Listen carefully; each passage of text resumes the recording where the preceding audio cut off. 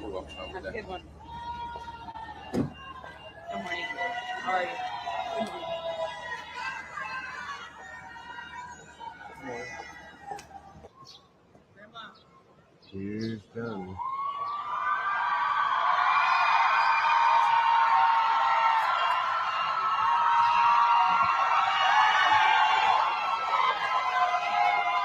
That's supposed to show that first time. Still under oath, okay? All right, next question. Thank you, Your Honor. Amber, when did the first act of physical violence by Mr. Depp occur? Objection asked and answered. No, overruled. Go ahead. It would have been early 2012. And how did you determine this? I reviewed my therapist's Objection, notes. hearsay. She hasn't even answered it, Your Honor. All right, I'll allow the answer. By reviewing my therapist's notes. All Objection, right, hearsay. I'll sustain the objection. Your Honor, but it's not offered to prove the truth of Us. the matter asserted. It's explaining what she looked at. I'll sustain the objection. Okay. When did you earlier believe the first act of physical violence occurred? Well, I had always believed up until recently that it had started later, that the violence started around early 2013, not early 2012. Now, you testified earlier that the first act of physical violence by Mr. Depp related to the Winona Wino tattoo. Do you recall that testimony? I do. Okay. Does that change your testimony, realizing that this is earlier? Was this in fact still the first act? Objection, leading. Sustained. What was the first act? Objection asked and answered. Sustained. How do you remember the first act of violence?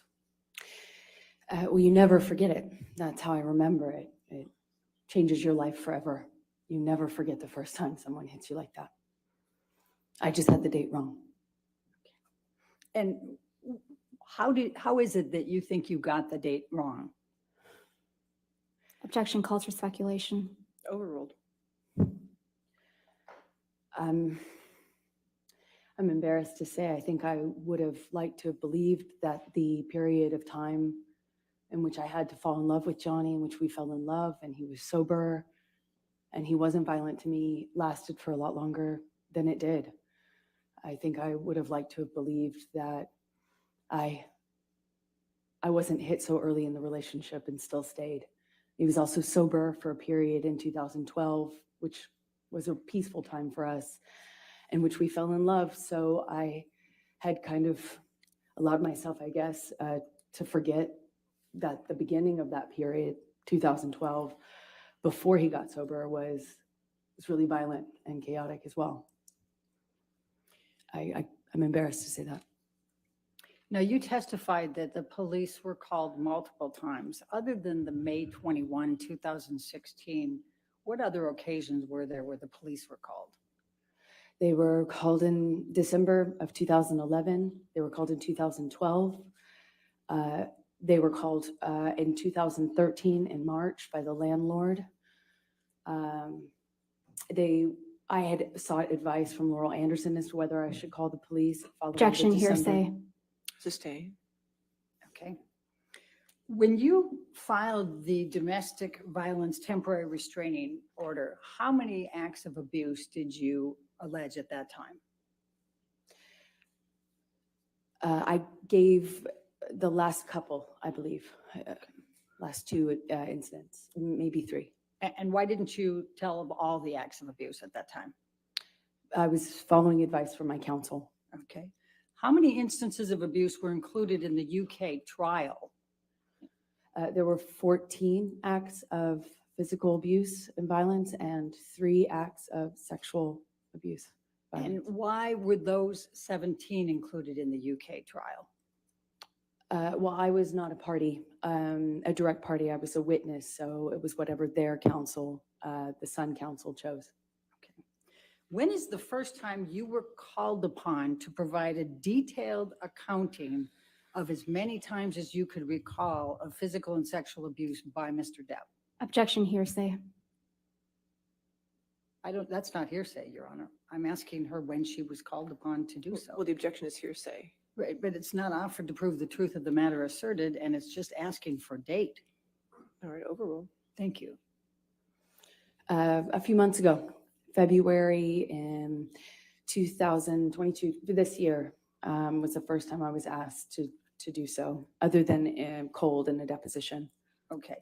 And when you were asked to provide those, what did you do to be able to prepare that accounting, that full accounting? Well, I had the benefit of my therapist. note. Objection, hearsay. So, Your Honor, she's not saying what the therapist said. I'm just I'll asking. overrule the objection. Thank you. Go ahead. I looked at my therapist notes. I had the benefit of those notes, which we had received in February, as well as I reviewed calendars, photos, text messages, my journals, my diaries, of which there were many.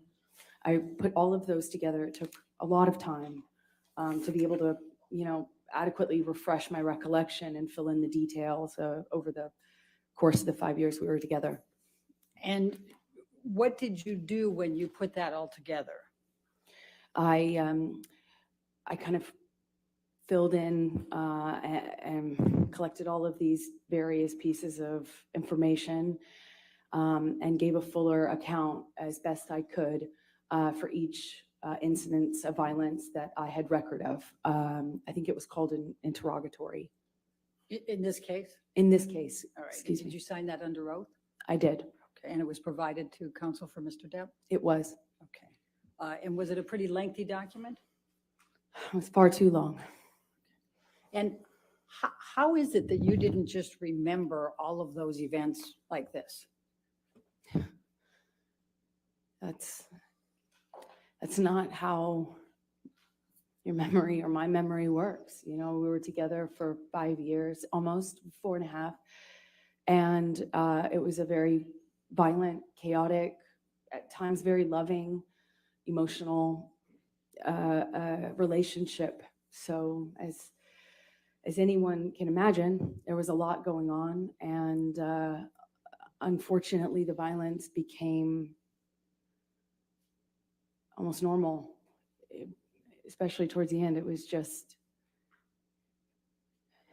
it's hard to say that now, but the violence was almost normal. And, you know, your brain does with trauma what it does, puts it away best you can. So frankly, I was shocked to see a lot of the information presented to me through my therapist notes, because she was taking them in real Objection, time. Your Honor, hearsay. All right, I'll sustain her objection. Okay, we'll move past what the therapist said in her notes. Okay. Now, there's one more. You also provided a declaration in this case early on. Do you recall that, trying to move the case to California? Yes, there was a declaration in 2019. All right. And did you describe some of the events of violence in that declaration? Objection leading. What, if anything, was said about violent acts in that declaration? I was taking the advice of my counsel. We had to, it was to get it moved, I believe. Okay. And was there, did you include all of them? No. Objection leading. Overruled.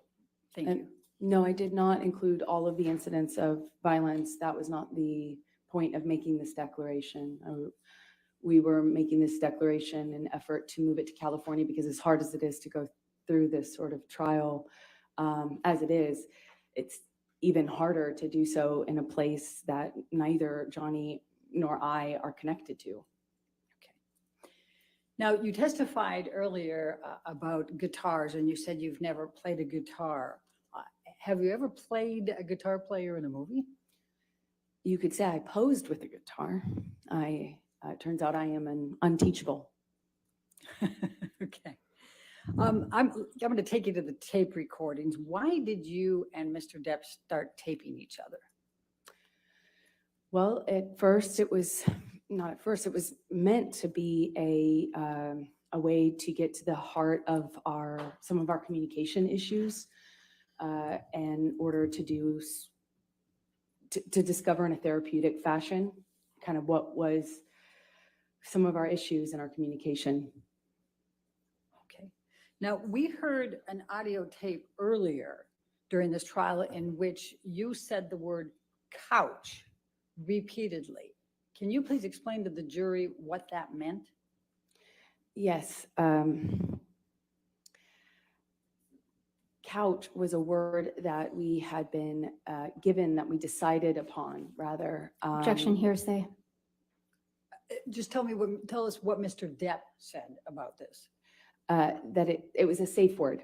It was meant to be a safe word, like a word like truce, where you put down the proverbial guns and you say, truce, we're not fighting anymore. Couch was supposed to be a word that you used, or that we used, as a truce. I don't want to fight anymore. You win. Let's stop this. That was the mention of couch, which you heard earlier in a recording. Now, what, if any, discussions did you have with Mr. Depp about threatening to divorce each other or threatening to leave? Objection calls for hearsay to I'm the extent asking it for- calls for misheard statements. I'm asking for discussions with Mr. Depp. Still her. Just tell us what Mr. Depp said. Don't tell us what you said. Can you repeat the question? Yeah. Yes. What did Mr. Depp say in your discussions about the use of the term threatening to divorce or threatening to leave each other? Objection leading. Overruled. Well, Johnny would always say the only way out of this was death. But in fights, in particularly heated ones, we had found, we were using divorce in the fight, in some of our heated fights. We tried not to, but that kind of deteriorated after the December incident that I got beat up pretty badly. And after that point, it was used a lot more often. Okay. Now, March 26, 2015, this is after the first Australia trip and after the staircase incident. I'm going to ask, Michelle, can you bring up Depp Exhibit 371A? This is a tape recording, and it's going to be at 1 minute, 1:01 to 2:29. Could you say that times again? Yes, it's 1:01 to 2:29. And if we could, I don't know whether you had turned up that volume. I know it's What? hard to hear these. Is this in evidence already? I'm moving it into evidence, Your Honor, but these are the tape recordings between the two, which I think we had agreed. Is there any objection to 371A? Your Honor, if you just give me a moment to Okay, confirm sure. there's no other voices. Plaintiffs. Yes, okay. It's not in evidence. I'm sorry. It's not in evidence, Your Honor, Okay. so could you please confirm that there are no other voices? This is, I will confirm that Okay, this, all right. and it's Depp's exhibit. Right, It's so Mr. Depp's exhibit. Plaintiffs 371A then, any objection? No objection. Okay, 371A in evidence. Thank you. And we may need to, Sammy, if I could just, if you listen, and we may need to turn that volume up. Sometimes your control is a little bit better than what we have, Max. I see somebody who's changing always into different versions of a person that I recognize for a brief moment. And then he slips away and he disappears. And then I get a different version of him. I get the insecure, scared version of him that lashes out in a different medium every time. So if it's Adderall Junkie Johnny, then he's abusive and he's bully, and he's a tyrant, and he's mean, he's reactionary, and he's incendiary, and anything I do and say is cause for violence or anger. If I speak to him honestly, bluntly from the heart, I'm yelling at him. If I argue back with him, then I'm abusive. If I don't say anything, then I am dismissive or absent or it's wrong or somewhere else. If I engage with him, I'm part of the problem, I'm yelling, I'm mean. If I don't engage with him, then I'm part of the problem. No matter what I do, I'm fucked. Because if I look at him the wrong way, he's a problem. If I say the wrong thing, God knows what it is, I'm the problem. I'm the problem. That's the guy who's on a bunch of fucking speed. What did you mean when you were saying that to Mr. Depp? That no matter, my perception was that no matter what I did, no matter what I did to de-escalate, walk away from him, to confront him, to try to, nothing I did made a difference.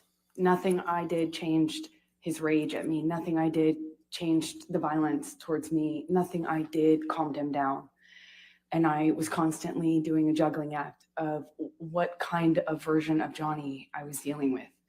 There were different versions of him, and they were drastically different from one another. And even more so than them being different from one another, they didn't even sometimes remember what the other version did or said. They acted almost like independent versions of this person, depending on what combination of drugs and alcohol he was on. That's what I was trying to express to him. It's just the futility of me responding and successfully, and the futility of trying to constantly negotiate with him and the substances he was on at the time. I'm going to take you to April 15, 2015, the premiere of When I Live My Life Over Again. What, if anything, did you do for that premiere? I believe that premiere was in New York City. It was a small independent film I shot. I went back to New York to attend the premiere. Michelle, can you bring up Defendant's Exhibit 421, please? Does this accurately depict the scene portrayed in this picture? Yes. Your Honor, I'm going to move the admission of Defendant's Exhibit 421. Any objection? No All objection. right, 421 in evidence. May we publish to the Published jury? Thank you. Amber, could you please describe for the jury what this picture is?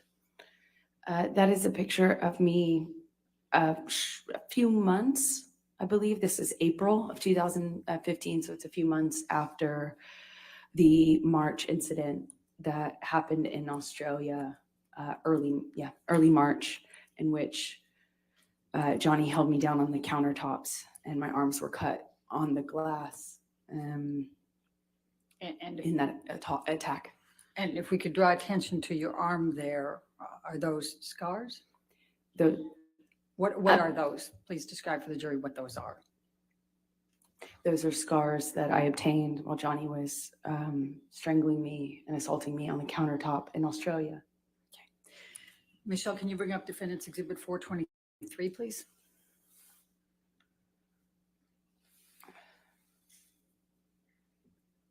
And does this accurately portray the scene shown? Yes, that's Hold on a second. I'm going to Yes. move the admission of Defendants 423, please.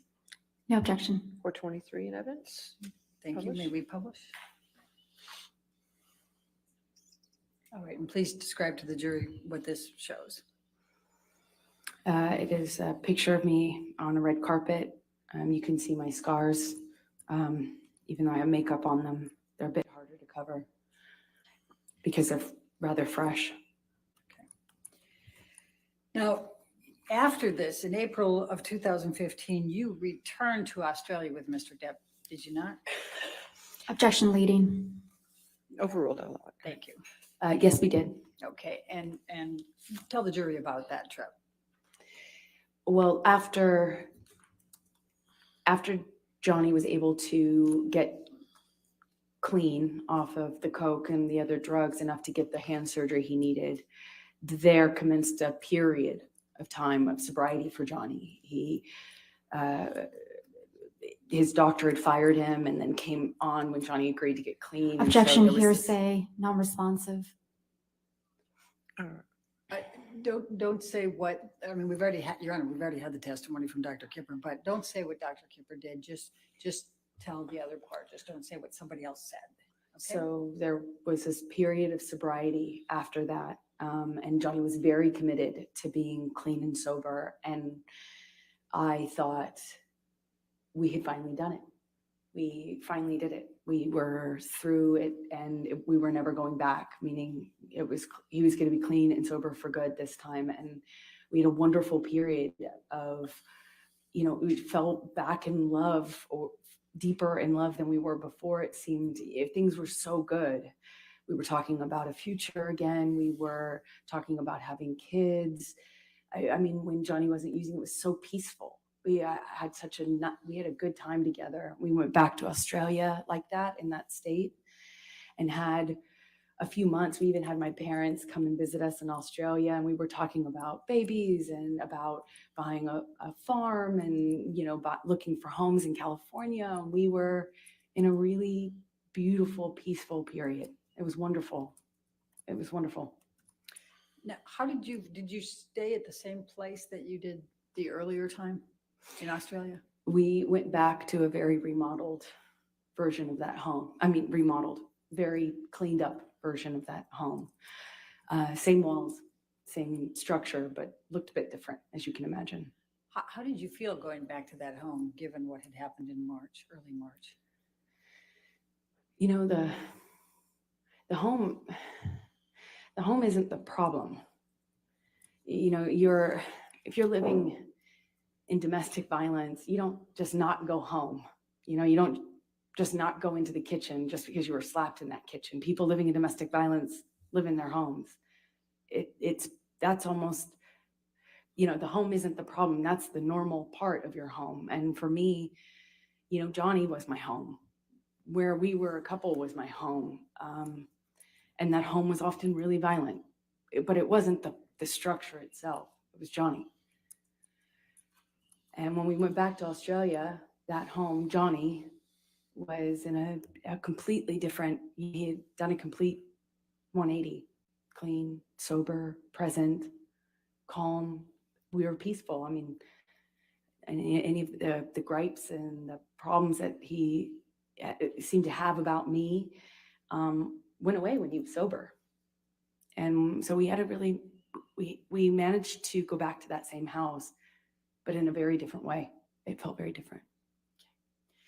June 16, 2015, the Magic Mike tour. Where did you go for that tour?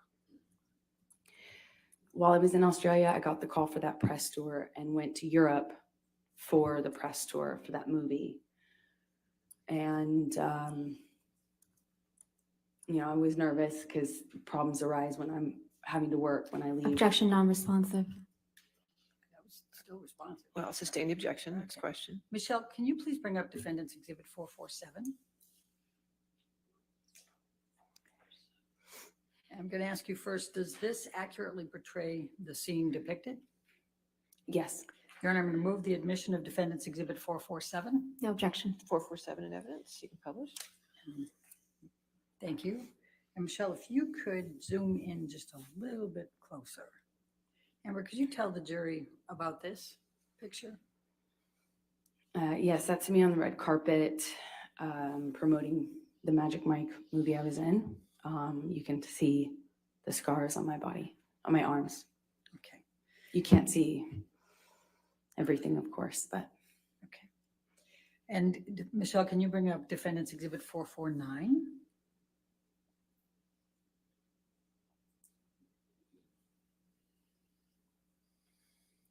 And Amber, does this accurately depict the scene portrayed?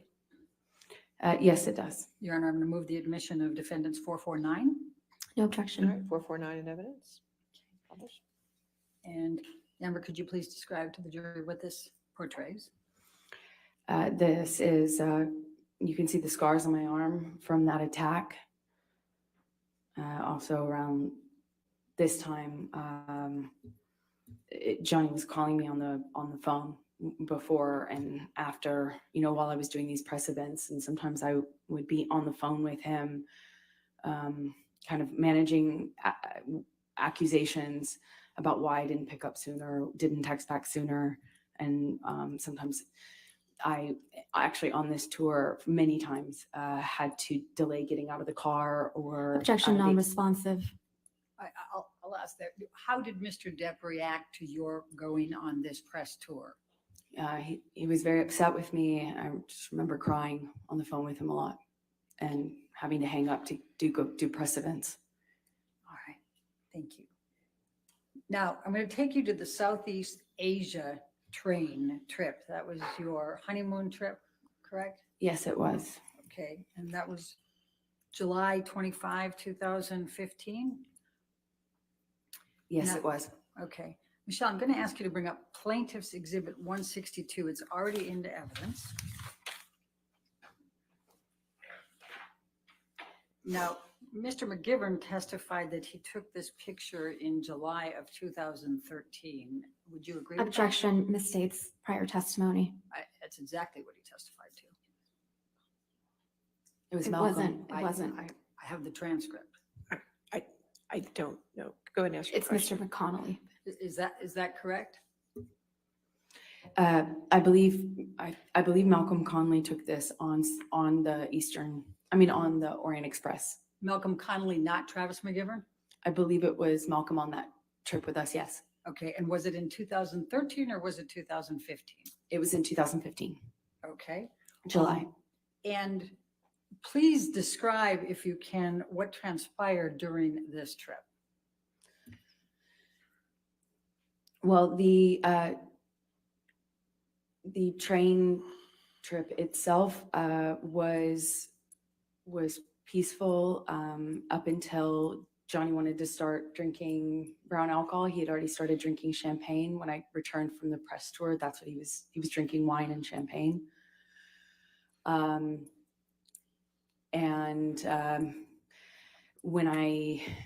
When he wrapped on Pirates 5, the plan was for us to do this honeymoon.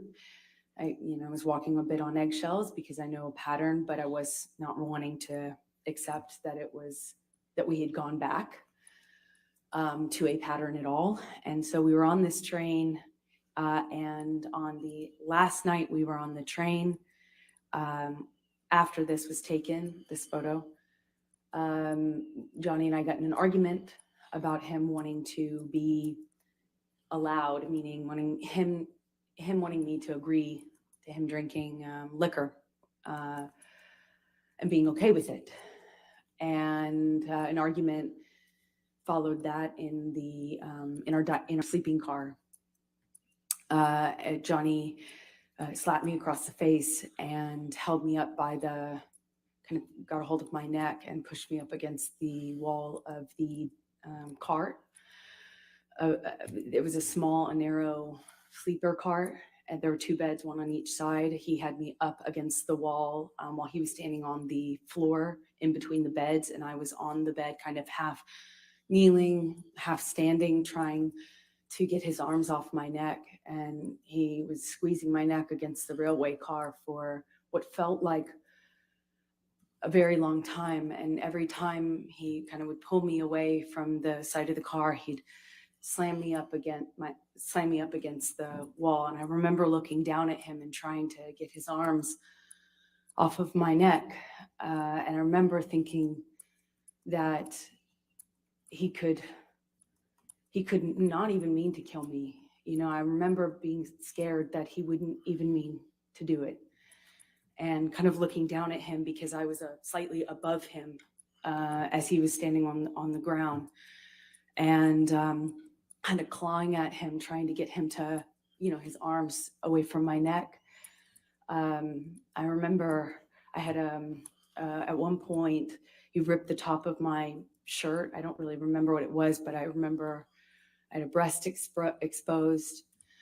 At some point, I pull at his lapel of his shirt, and he rips the shirt off of him and wraps it around my neck.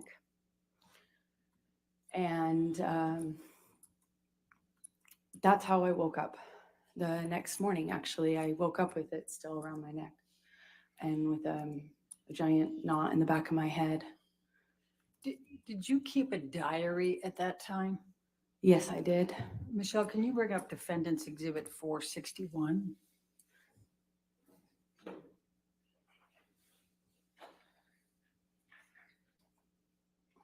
Objection, hearsay. It is a diary, Your Honor, and I will just ask her some questions about it rather than trying to admit it into evidence at this point. All right. I'll wait for the question. Go ahead. What, if anything, do you recall about recording what transpired on that train? Objection, hearsay. I'm just asking her whether she did. I'm not asking what she recorded. All right, I'll allow it. Go ahead. Overruled. I wrote about what happened that night the next morning. Thank you. Now, did Mr. Depp suffer any injuries on that trip? Not that I saw. I have a lot of pictures from that trip, and he's uninjured. Okay, thank you. We can take that down, Michelle. Thank you. Now, I'm going to keep you in July of 2015, and Michelle, I'm going to ask you to bring up Depp Exhibit 390A. It's a recording, and I'm going to be asking about from 3:30 to 4:12. I'm going to move the admission, Your Honor. It's another recording between Mr. Depp and Ms. Heard. There's nobody else in It's there. plaintiffs, what number was it? It's plaintiffs, it's 390A. Okay. Any objection to 390A? I'm sorry, Your Honor. Okay. May we approach? Okay.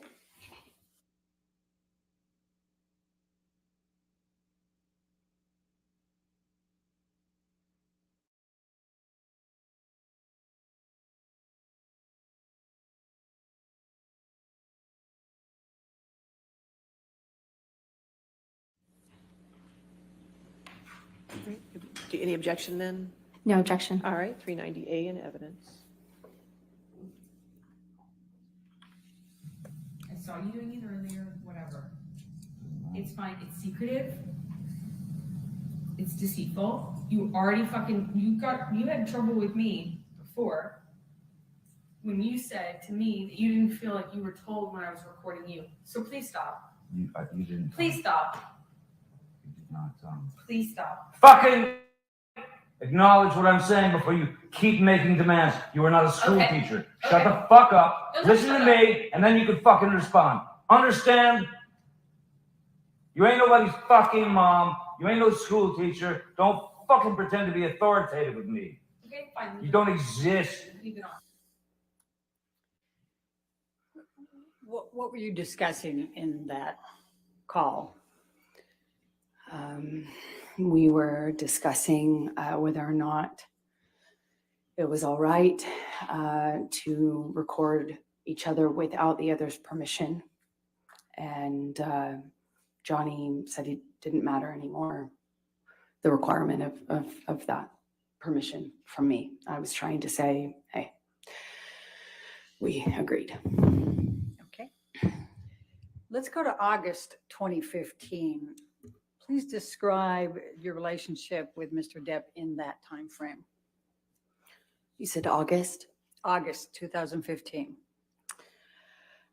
August 2015 was a very difficult time following the brief honeymoon we had.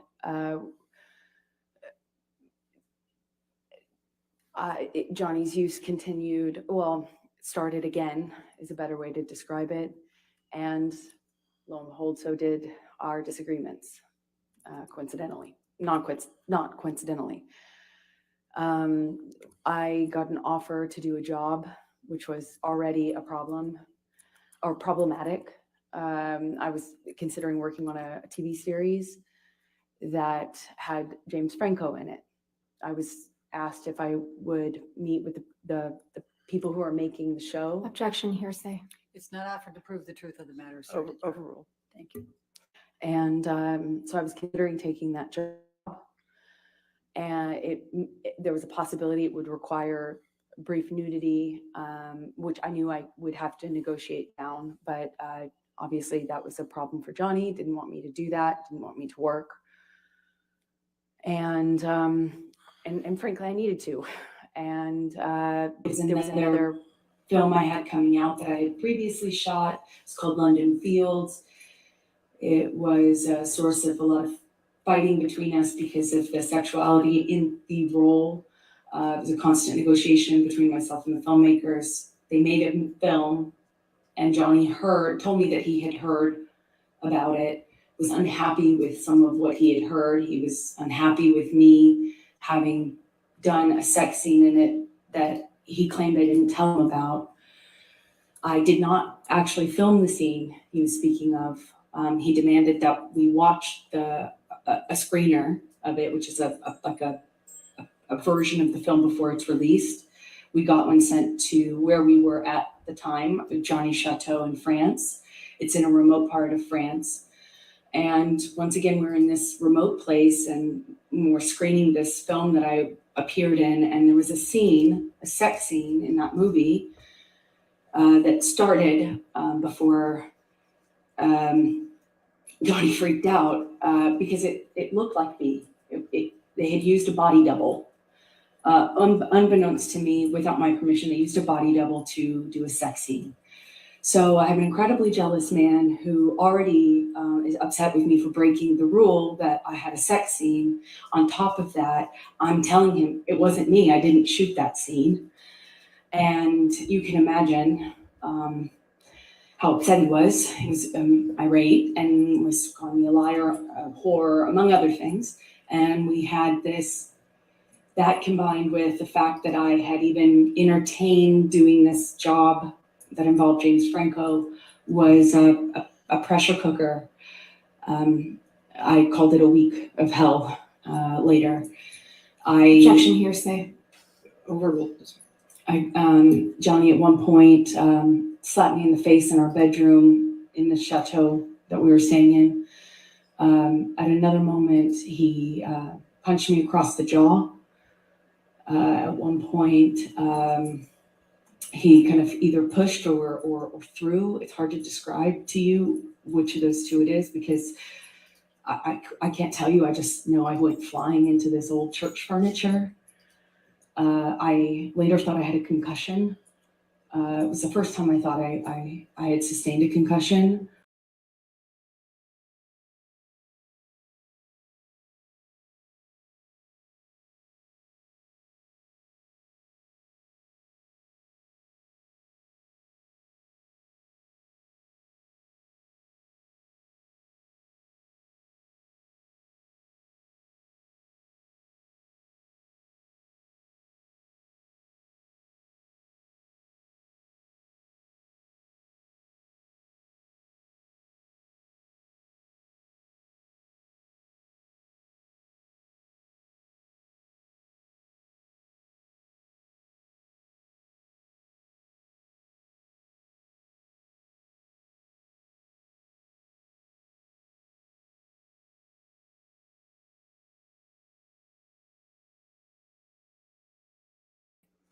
The ones I saw of the kind of rose gold dress and the red dress were both in that file. Now, what, if anything, did Mr. Depp say to you or ask you about how you got those cuts on your arms? Nothing. What, if anything, has Mr. Depp ever said to you or asked you about any injuries that you've sustained over those years? Johnny's obviously never asked me how I got any of those scars. Did you ever witness Mr. Depp self-injuring himself?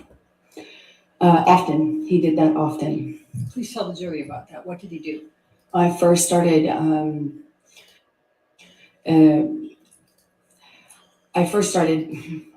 can't tell you what I told my therapist, but I almost called 911 in New York in 2014, August of 2014, I believe, because I thought he had done himself an injury. He often, in fights, would cut his arms or hold a knife to his chest or draw blood superficially at first, but later, like in 2016, especially as our relationship was ending, he also put cigarettes out on himself. He'd flick them at me, and once or twice tried to put one out on me, but mostly he would do it while screaming at me. He once did it right in front of me, screaming at my face as he put the cigarette out on his cheek. Now, I'm going to take you to September 15, 2015, and Michelle, if we can bring up Depp exhibit, that's plaintiff's exhibit 345A. This is another audio recording, and it's 5:54 to 7:55. I'd like to move the admission. Any objection? No objection. All right, 345A in evidence. Thank you. If you can play, Michelle, please. Bobby's gonna pour you one. I'm not alcoholic, you should. I don't have any control over how much you drink. But you don't have any control over whether I tell you the truth or not. Have you changed lately? Yeah, you've changed. The truth is really interesting too. Okay. Yeah. Well, I'm the first person that's noticed. So I can go downstairs. Okay. Yes. You're escape route. I see. I'm escaping. I'll be back in 5 Oh, minutes. of course. 15 minutes, just like last time. 15. Just like last time. When you the bathroom. No. When you passed out naked in the bathroom in there. Did you put me out? Tried to me. Yeah? Yeah. Did you inside? It didn't get time. Well, I was trying. By pounding on the door, waking up every 15 minutes and then falling asleep next to the door, so I could hear you snore in case if you vomited, I could call EMS if you ever stopped snoring. Did you think I was gonna die? I thought you would choke on your own vomit, which is very likely with you. Really? Yes, very likely. I vomit a lot. Yes. What? Yes, you do vomit a lot in your sleep. You do. Oh, it's news to you? Then this is affecting you a lot more than I thought it was.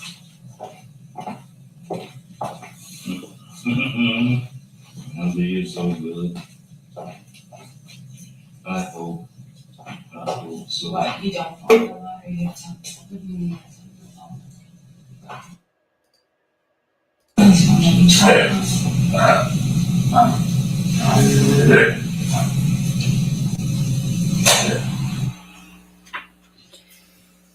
Please explain to the jury what the issue was in this particular tape recording. Well, Johnny at the time was wanting to go and drink downstairs at a bar, and we were talking about 15 minutes because the last several times he had done that, it had been days. He'd disappear on a bender, get really sick, and you know the drill by now, having heard enough from me. So another issue that we were having at the time, or that he was having at the time, that affected me is that he would pass out and vomit. and vomited very, very regularly at this stage. He was obviously drinking again. I'd given up fighting with him on that at that stage. And what I had a habit of doing is turning him over onto his side so he doesn't choke on his own vomit. It's very common for people who do that to asphyxiate. At least that's what I understood. So the advice I got was to turn him to his side, put a pillow underneath his back, and turn his head so that he didn't asphyxiate.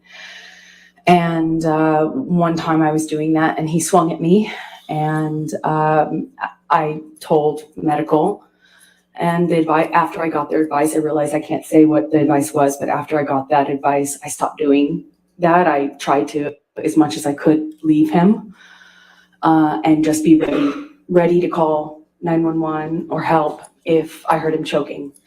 And sometimes that happened behind bathroom doors.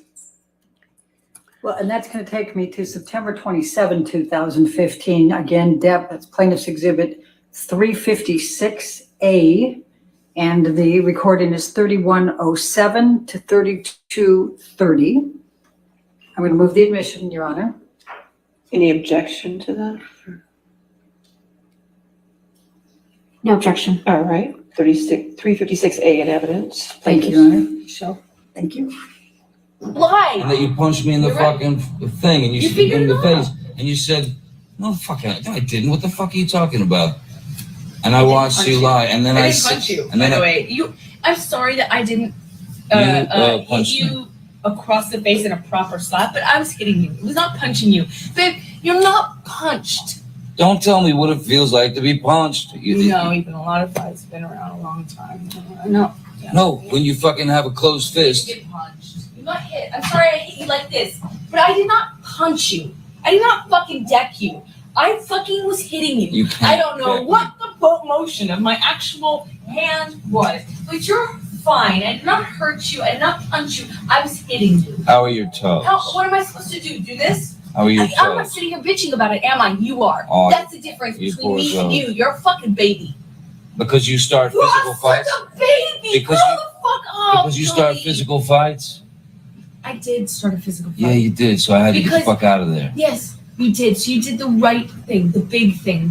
You know what? You are admirable.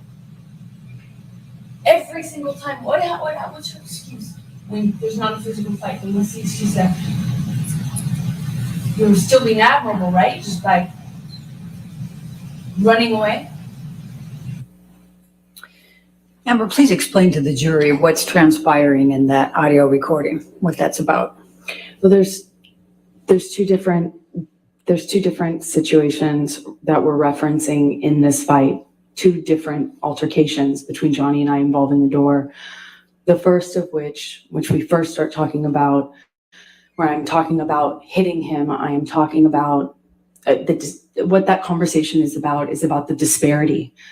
The disparity between Johnny and I in our physical fights, the disparity of how he would proactively punch me and I would have to resort to reactively hitting him. I am talking about the difference between a punch, which Johnny did often, and me having to hit him in my defense. I know the difference between those two, and I'm highlighting the difference between those two, even if he wasn't twice my size. They're very different, and that's what I'm pointing out to him. The situation that involved, the context of that is, it happened in our bedroom up in Penthouse 3. You've heard us talk about that place. And I was trying to shut a door, our bedroom door, actually. I was trying to barricade myself behind this door, and Johnny was trying to get through the door. He was using his body and his limbs to try to bust through the door as I was trying to keep it closed, because I knew what he would do to me when he got to me on the other side.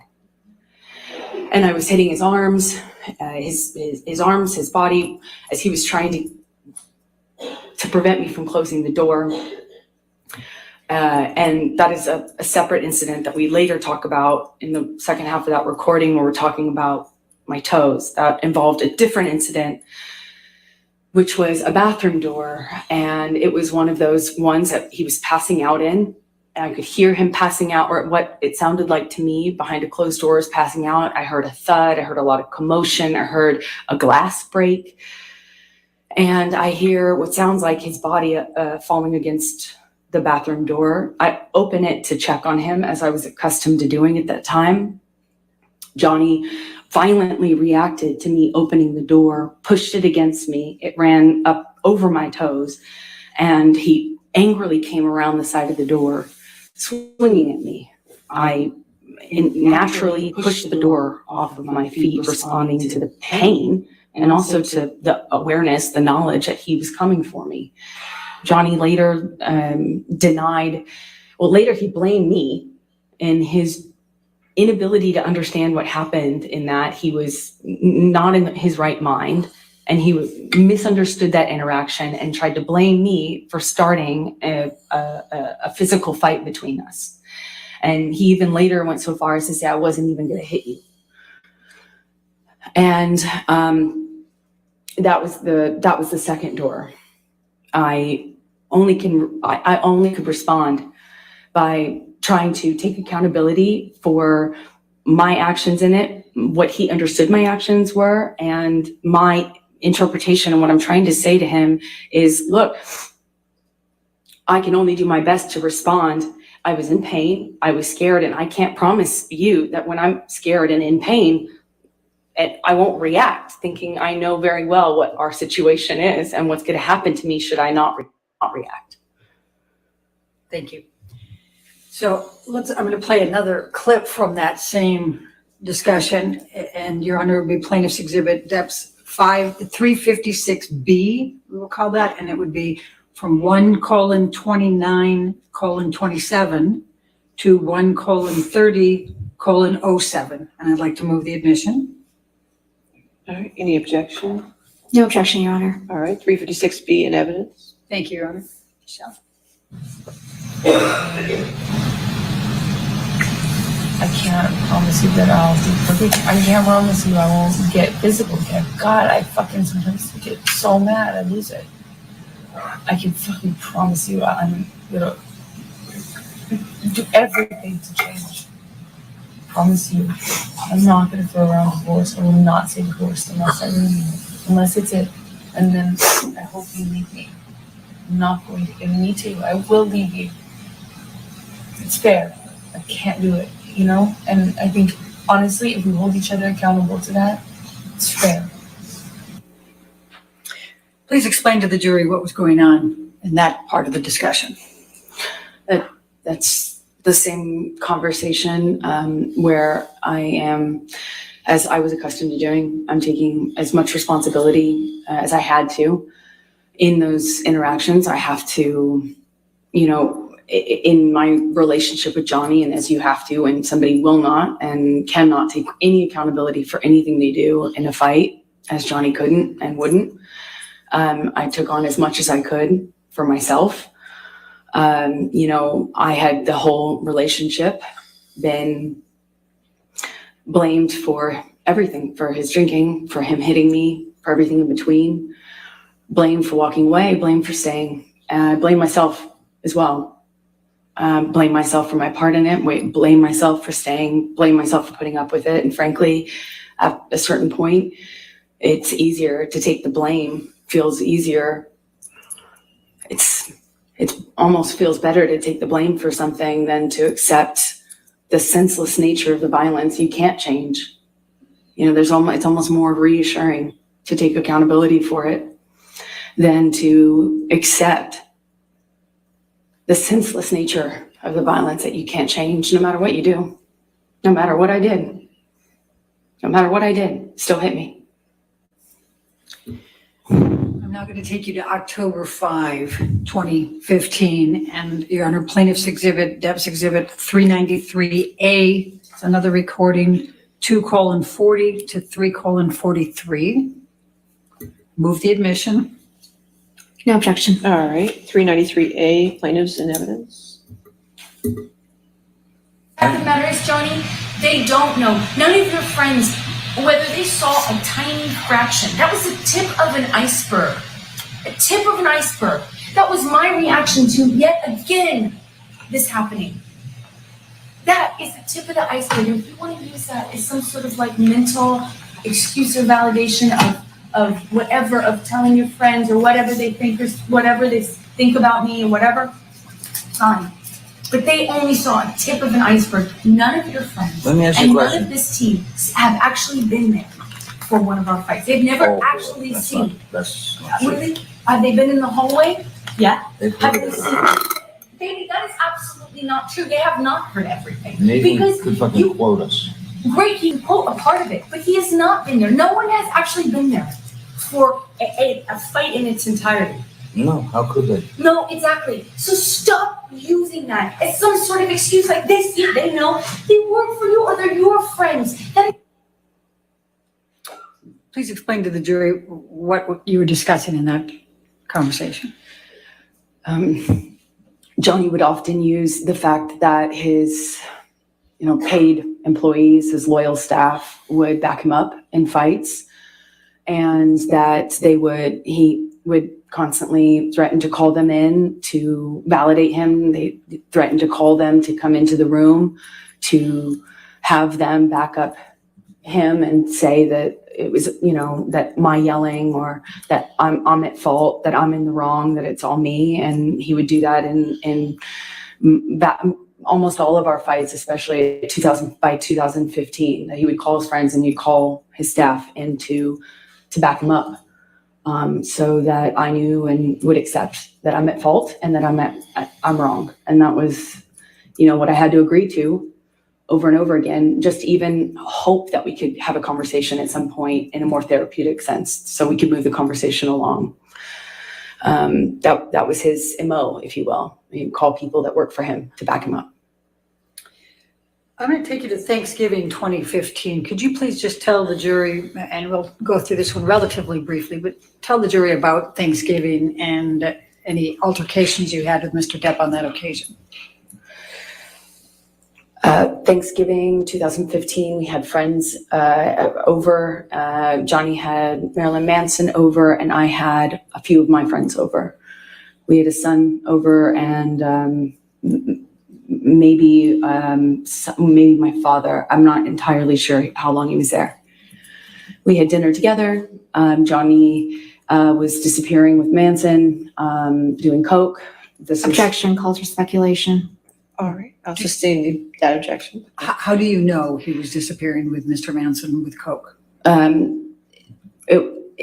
That's what I knew of their relationship at the time. And he was Objection, calls for disappearing every speculation. I'll sustain the objection. Please So continue with the he rest of got the up for a longer period of time, not the normal every 5 minutes to go to the bathroom kind, but like he just appeared for a longer period of time. And at this stage, I was really dependent on recognizing the patterns of what he was. I was reliant on trying to figure out what he was on, what combination he was on, so I knew how to deal with him. It was incumbent, on me, because it affected my safety. Dealing with somebody who's really high, dealing with Johnny high on coke and speed, meaning Adderall or some version of that, is different from the opiate Johnny, which is different from the booze Johnny, or a different combination. And there was talk of Quaaludes at the time, and Johnny was trying to get it from. Objection, Your Honor, non-responsive. Objection I'll doesn't know sustain the what objection. Quaaludes are. Yes. So Please continue. I wanted to know what I was dealing with. It was important to my safety to know Objection, non-responsive. That's why I followed him. All right, Your Honor. so what did you do next? I'll sustain the objection. Next question. What did you do next?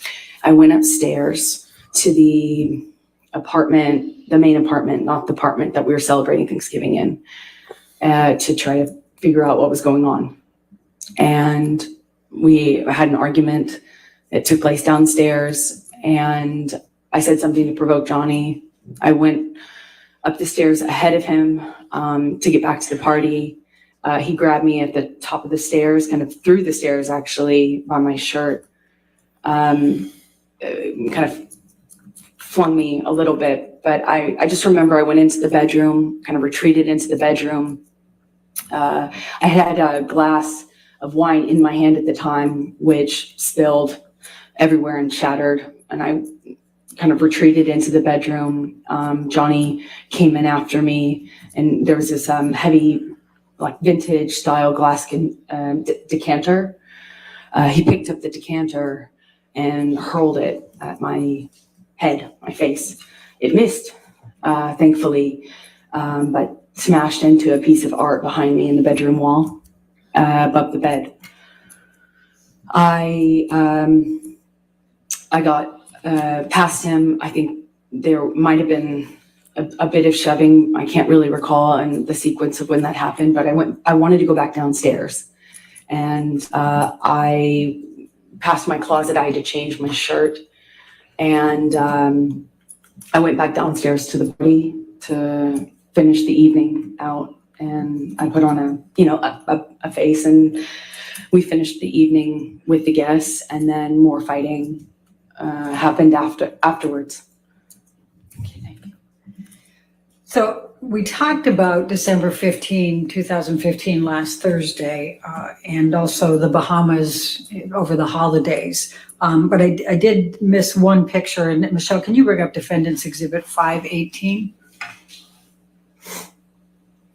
Amber, does that accurately depict the scene portrayed? Yes, it does. Your Honor, I'd like to move the admission of Defendant's Exhibit 518. No objection. All right, 518, defendants and evidence you can publish. And this is from December 15, I believe. Could you just please tell the jury what this depicts? Yes, it's a picture of my bruised temple, and Johnny had his hand on my on part of my face with my face down, and I was punching my head. I'm repeatedly punching my head. That's what caused that bruise in my temple. Thank you. Now, we went through the Bahamas before, and you returned from the Bahamas sometime late December, early January, correct? Yes. Okay. I'm going to take you to January, February of 2016. Can you please describe to the jury what was going on with you and Johnny in this January timeframe after this December 15 and the Bahamas incidents? After the Bahamas, Johnny's sobriety fell apart, and there was just none of it. It was, so he stopped communicating with the medical team that he had hired. Objection calls for speculation. How do you know that? I was there. They fired him. Objection calls for hearsay. I'll sustain the objection. Okay. Without telling what the medical people did, go ahead and tell what was going on with you and Johnny. Yeah, his mental health, for lack of what it looked like, his mental health was just falling apart. It's what it looked like. Objection calls for speculation. I'll sustain the objection. What did you observe that led you to believe that his mental health was falling apart? Objection, Your Honors. Calls for Yeah, she speculation. can say what she Leading. observed. I'll sustain the objection as to leading. Next question. What, if anything, did you observe about Mr. Depp's state? He was hallucinating, auditory. Objection calls for speculation. Absolutely. I'll sustain the objection. Please tell the jury exactly what he was doing that led you to believe he was hallucinating. Objection leading. Sustain. Absolutely. What, if anything, was Mr. Depp doing that would have led you to believe he was hallucinating? Same Same objection. objection, bitch, Sustain. come on. What, please describe what Mr. Depp was saying in January of 2016. Don't get mad when you know Uh, that's leading. He was talking to people who weren't there, meaning people on. who were not in the room. He was communicating with people and sounds and voices that weren't there. I know because I was sometimes in the room and sometimes on the phone with him. And he would tell me I had a conversation with him that I did not have. He would say I said something that I didn't have. He would comment on somebody being in the room behind me that wasn't there. It was terrifying. It was terrifying because, once he smashed a board right next to my face, and it was unclear to me whether he was even mad at me or he was convinced that the guy he said he saw me with was in the room. I didn't know if Johnny felt the man was in the room with us or not at that point. But I remember he put his fist through a whiteboard in the kitchen. He hallucinated right in front of me. And Objection calls for speculation. Don't use the word hallucinate, just Sorry. describe what led you to believe Your that. Honor, objection. I'll sustain the objection. She can 100%. testify to what she observed. Please, thank you, Your Honor. Please tell the jury what you Your Honor, observed. may we approach? Okay. What does she not understand about leading and speculation? I know she has to understand because she was objecting to it. Make it make sense. Obviously, if you're asking a question with a very specific, obvious answer and the way she's doing it, yes, you're leading her to the answer. No, you can't do that.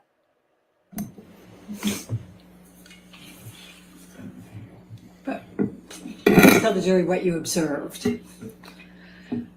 I observed behavior from him that was erratic, irrational, and didn't seem connected to the reality that we were in. Now, I'm going to take you up to the beginning of February of 2016, February 8, February 9. Please tell the jury what transpired then with respect to Mr. Depp. Around this time, Johnny was, again, behaving in a way that was very scary. It was terrifying. And sometimes he didn't know. Objection calls for speculation. I think she can describe what she's, so what are you describing what you're observing? Yes. Please continue. In these kind of discussions I would have around this time, early February of 2016, sometimes in the argument, he would accuse me of something, some person in the room with me that had just walked out, or I was hiding, for instance. And sometimes he would hold on to that, even when he seemed to have calmed down or come off of whatever bender he was on. And it was almost as if I had to confront what delusion he had, or what belief he had, or what accusation he made of me in a new fight altogether. You know, sometimes he didn't make it clear to me whether he was mad at me or he knew he was mad at me. It was terrifying because I bore the brunt of it. And at around the 8th or 9th, we were in his Sweetser compound, the West Hollywood collection of homes that he has. And I got some cryptic texts from him in the early morning hours that scared me. I won't say what I said, but I came over to his main house. I believe I had been across the street, and I slept on the couch. We had some interaction in the morning, which made me fearful. He didn't know whether or not, I was fearful he was going to believe that he was angry at me, even though we weren't fighting. I wasn't fighting with him. I had done nothing wrong, but I was really worried that the momentum he was on was going to click into a direction of deciding that he was mad at me and I deserved it. And I was terrified that that was going to happen. So I had an interaction with him and got really worried about that on the morning of the 10th. All right, Michelle, I'm going to ask you to bring up Defendant's Exhibit 638. It's already admitted in evidence, Your Honor. And this is from February 10, 2016. And I'm going to ask you to play it, Michelle.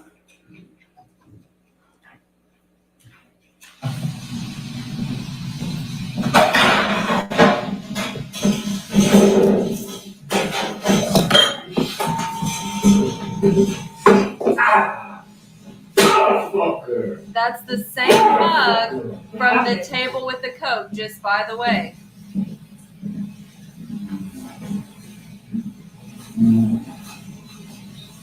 What happened?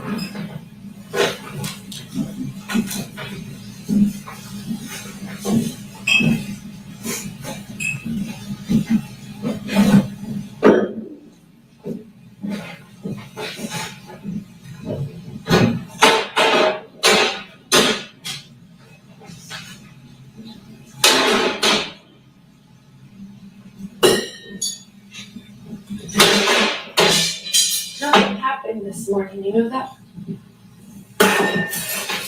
Were you in here?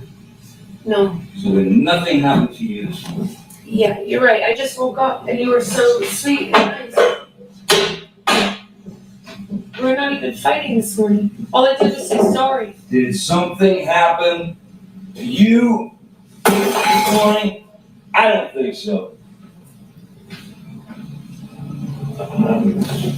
No, that's the thing. You want to see crazy? Don't give me fucking crazy. That's crazy. Oh, you're crazy. You're Have crazy. you drunk this whole thing this morning? Oh, you got this? You got this going? Oh, really? Really?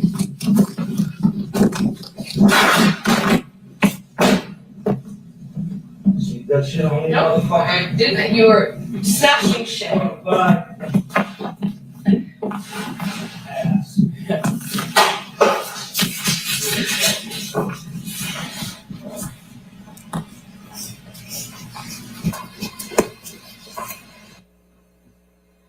I think he has the right to be upset.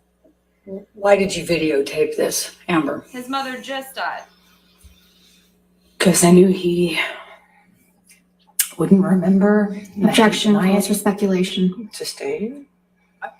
Rather Yeah, than they what you didn't show knew, that part. you can say what you thought. Just tell us why you. I was afraid. It's scary. It's scary. Scared. Scared they wouldn't remember. Objection, calls for speculation. A sustained objection. All right. So I'm going to now take you up to April 21, 2016, your 30th birthday party. Will you please tell the jury what happened that night with respect to, in particular, Mr. Depp? He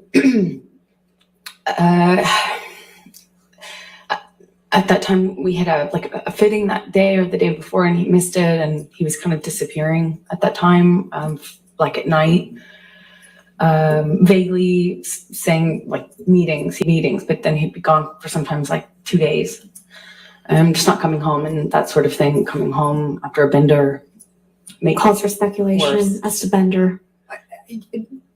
I don't think that calls for speculation. A sustained objection. He's gone for 2 days, good. And I had my birthday was coming up, and or on my birthday I said, "Are you gonna make it to my birthday party?" We had a dinner planned at our penthouse. I said it would be important to me if you made it. Objection, hearsay.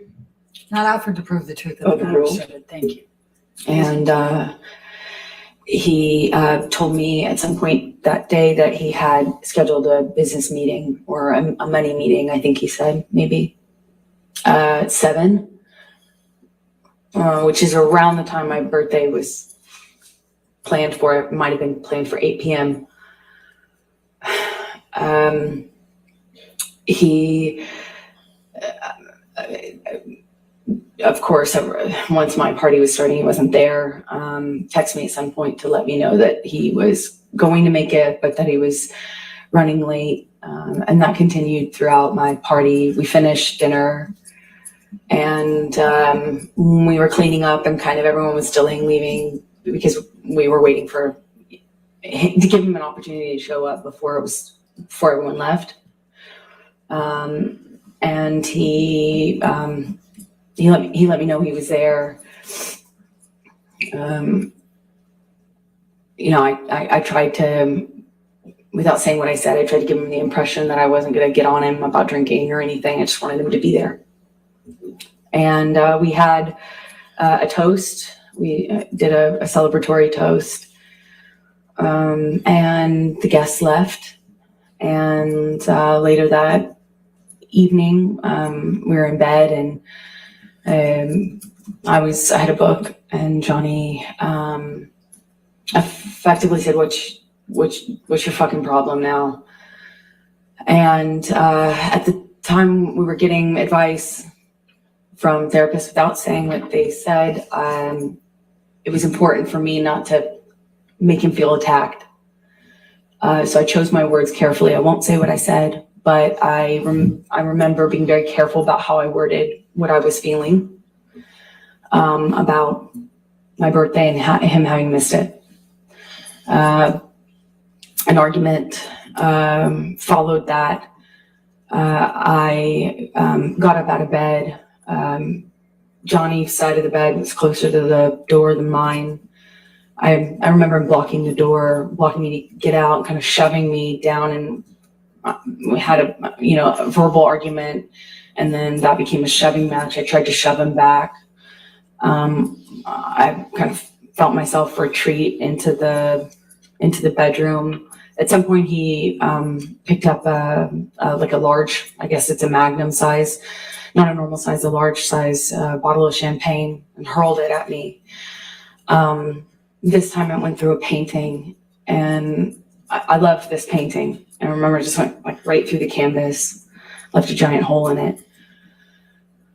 And I remember thinking we shouldn't have art in our bedroom anymore.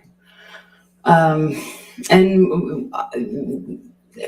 the fight continued into the salon area, which is outside of our bedroom at the top of the stairs. Johnny picked up my phone. I don't know why. I don't remember what he was saying when he did it, but he picked up my phone and threw it out of the open window of the salon area, out onto the street, out onto the downtown street that this window overlooked. In that moment, I went, oh no, you don't. I saw his on the countertop and picked it up and threw his immediately, like 2 seconds later. I didn't want to be stranded this time alone, meaning I didn't want to be the only one stranded without a phone, which had happened to me already several times before this, from Johnny. So I picked up his phone, threw it as well. And I said that I wanted to go stay somewhere else for the evening. I left that room, went into the office. We were still screaming names at each other and screaming at each other. And I walk around the side of his desk, and the next thing I know, he has me by the hair. He pulls me down, kind of, I hit the side of the desk. I remember things flying off of the side of the desk that I hit with my body. I remember trying to fight him off of me. At some point, we're back in my main bedroom, and I believe I was getting my toothbrush out of that bathroom. And when I came out, we had another shoving match, but this one, he kind of like, I remember he chest bumped me in this like bro-y way, chest bumped me and fell to the floor. And when I got back up, he kind of held me down by the shoulders down on the side of the bed, kind of held me, wrestled me down on the bed. I remember I got up once or twice before I ended up on the bed, and he grabbed me, did this thing that he did sometimes, and he would taunt me, grab me by the pubic bone, pubic area, and just as best I can describe it is he kind of just pushed me down, held me down by it, and kind of pulled me into it, and he was asking me, kind of taunting me, asking me if I thought I was so fucking tough. You're such a fucking tough guy, huh? Are you so tough now? Look who's so tough. You want to be a man? Tough like a man now? That happened for a bit of time. I'm not quite sure. I think at some point he left. I remember at some point shortly after that, I remember he was still in the apartment when this happened, but I remember kind of collapsing on the floor and being exhausted. It's just, I remember feeling exhausted and crying and kind of throwing in the towel, if you will. I remember saying to him, just, can we not fight like this? Like, can we start over? Is there anything that we can do? Like, this is really messed up, but can we just not do this, please? Can we stop doing this? Just don't leave. It's my birthday. Let's just call it couch. Let's just call it truce and not have it end like this. I don't want to have it end like this. I was just so tired, hurt, and I remember crying and feeling ridiculous that after this I would be crying and saying these things. I'm embarrassed saying it now. He responded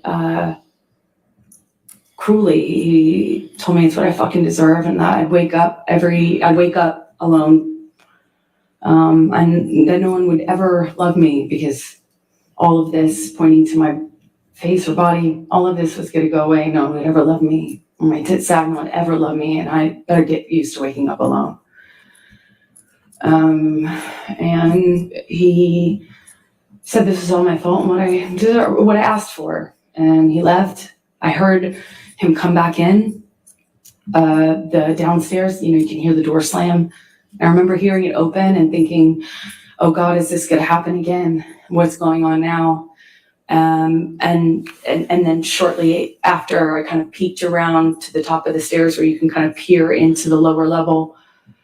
And I just see him briefly, momentarily, and he screams at me, happy fucking birthday, and stormed out. At some point, I walked downstairs and saw that he had also left me a note to that effect. How did he leave a note for you? It was written on a piece of paper, as best I can recall, but I'm not sure. And so then the next day, what did you do? I texted, well, I can't say what I texted. I woke up that morning, the morning of my 30th birthday, and I woke up to my best friend crawling in bed with me and putting her arms around me. And I remember wondering how she walked in, because there was a lot of glass on the floor. There's lots of glass. And she put her arms around me and showed me a birthday video that all of my friends, my childhood friends, all of my loved ones made. Of course, stupidly, the first thing I asked her is why Johnny wasn't in the video, because it had been recorded before. It had been recorded sometime before it was clear. And she said that she'd been asking for a few months, and Johnny. Objection, Your Honor, hearsay. I offered to prove the truth. All right, I'll overrule. Go ahead. And so we got out of my bed and grabbed a few things and got the dogs, left for our plans, which our plans had been to go to Coachella, which is a music festival that happens in California.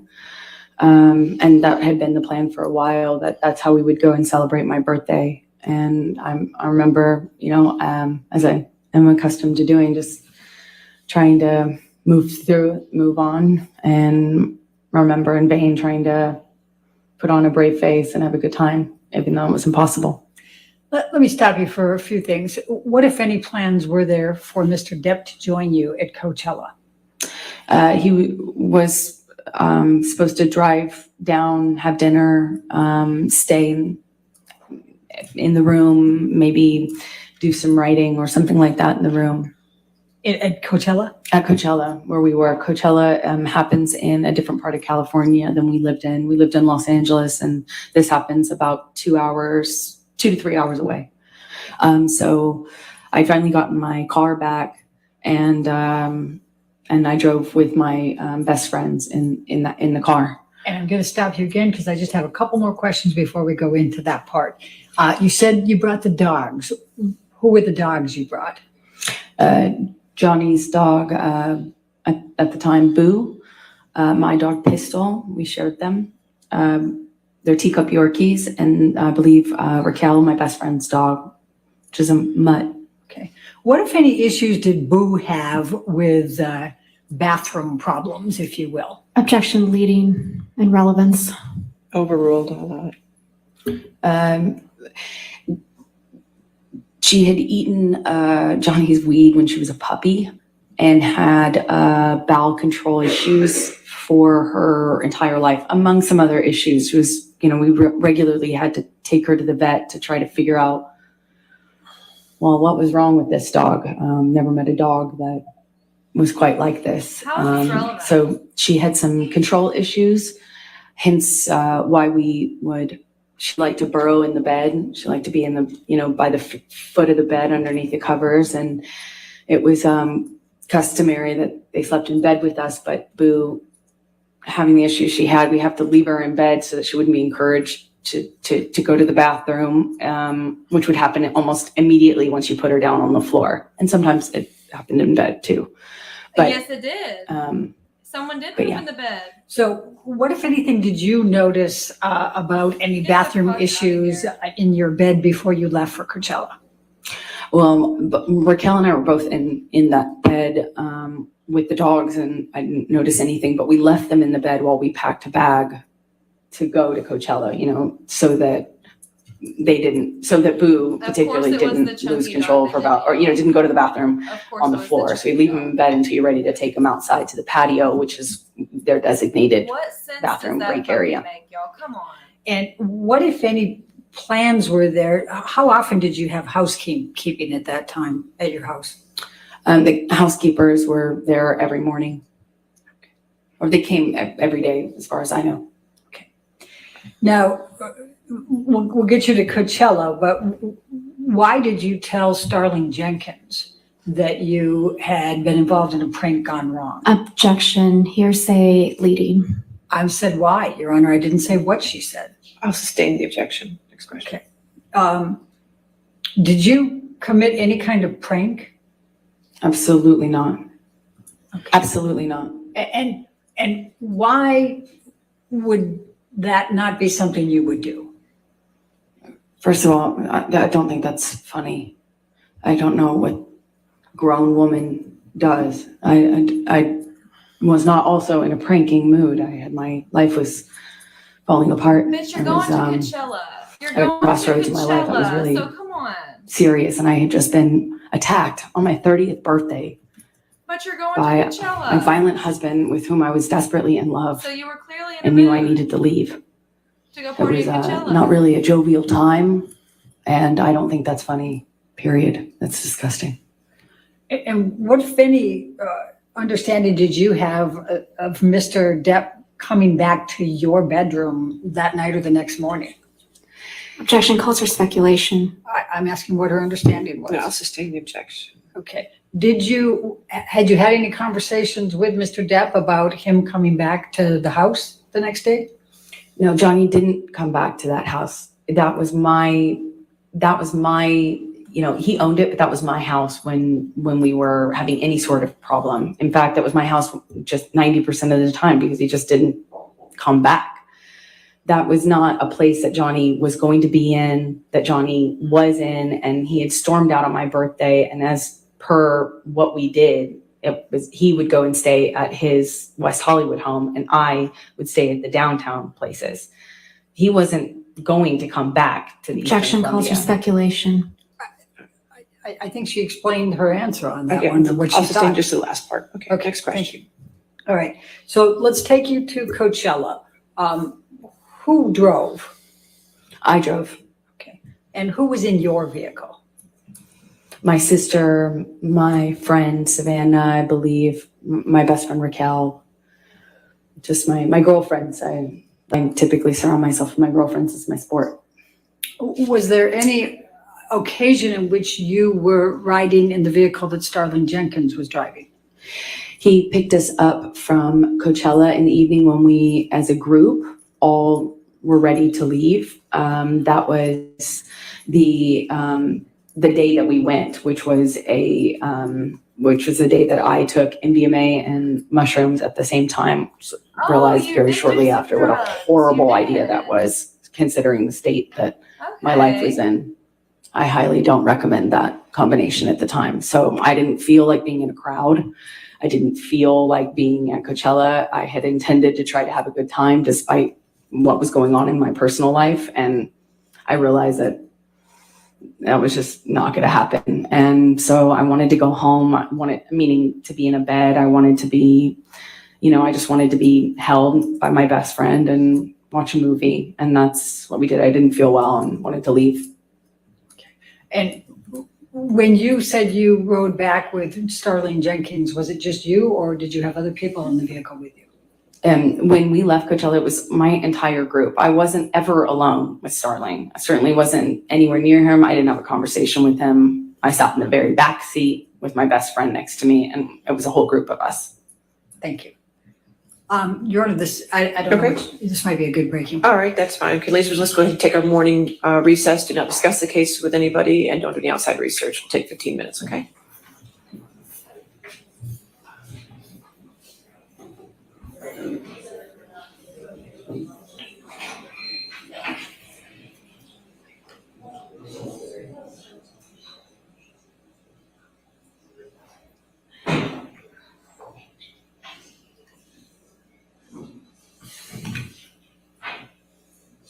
All right, we'll just come back then at 10:50. Is that okay? All right, 10:50. Thank you. All right, thank you.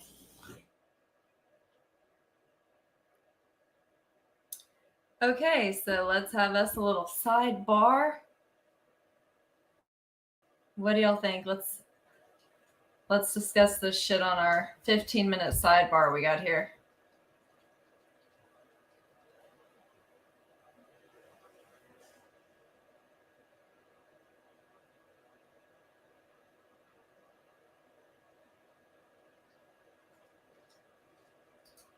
Me too. Or me poo. Me poo.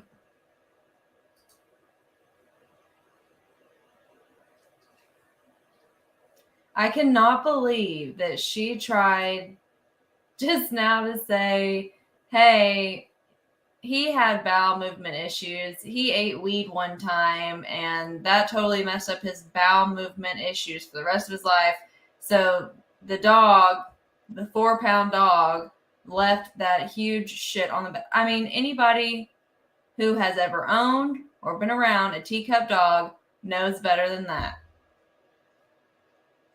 I'm literally anybody who has been around a small dog knows better than that. Come on. Yep, sure is a bingo card spot. Yeah, that 10 days really helped them get their shit together.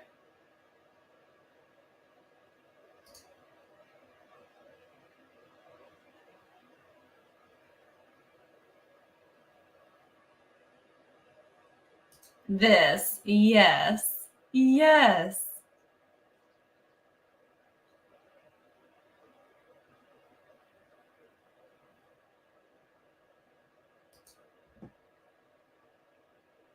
I can see them stretching this out. Like, I wouldn't be surprised if,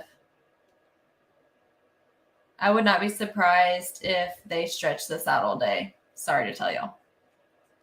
Maybe not, but I would not be surprised if her team stretched this out all day.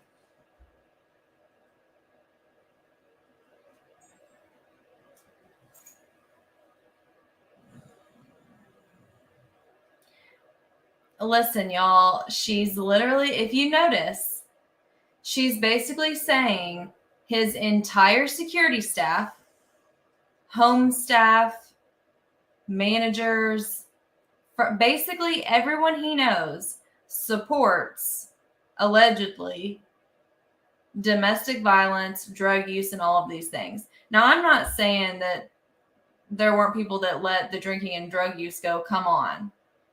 That's pretty... I think that would be considered a little normal here. He's a grown-ass man, and I don't think he had a problem, clearly, considering what everyone said. But she's really trying to put it off as if every single person that worked at the penthouse, that worked for him, that knew him, condoned these things and is not credible. I'm offended for them.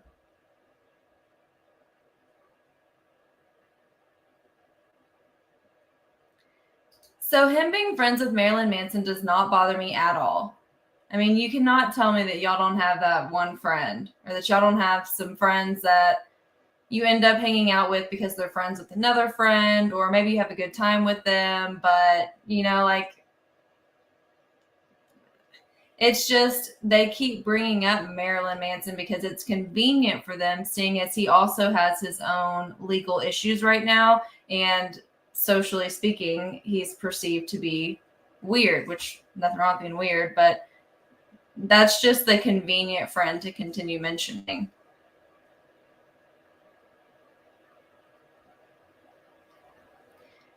They will be reminded of their time limit. They will say, hey, you've only got this many hours left. You've only got this many. They will, or they should be, keeping them in check for what their time frame is and how much time they have left.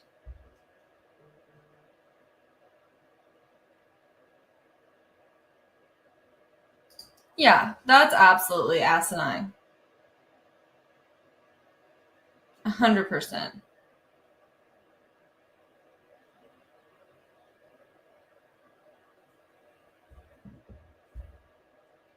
I have a 65-pound dog. 60, 65 pounds. They're about the size of what was on that bed.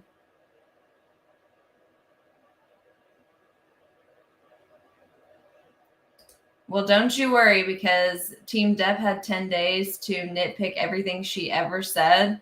So I'm thinking Cross is going to be pretty interesting, though they will have to go about it very strategically. They can't just outright attack her.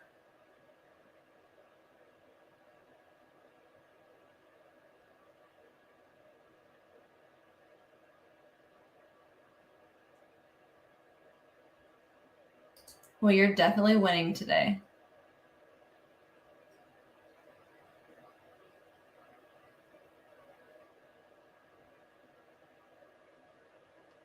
Her explanation of the audio fight was what? Like, you do know we all heard that, right? Like, we actually heard what was said on the audio.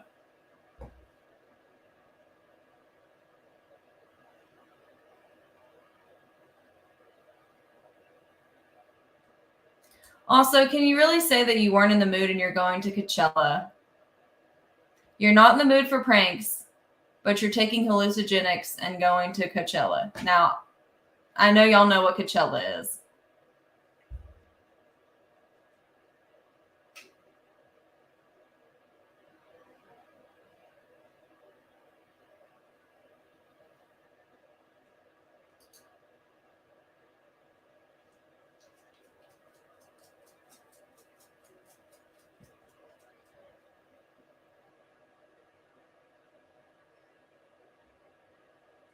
Oh, yeah. Oh, yeah. It's been 10 days. I'm sure she thought we forgot about that.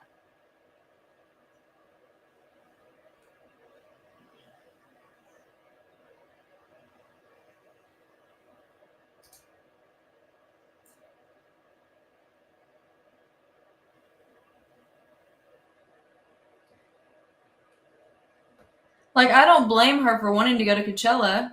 It's super expensive, but it's appearing to be a hella good time. Great music if you're into live music and all that. But I'm, like, Coachella's a vibe. So if you're going to Coachella, you're in the mindset to go to a music festival.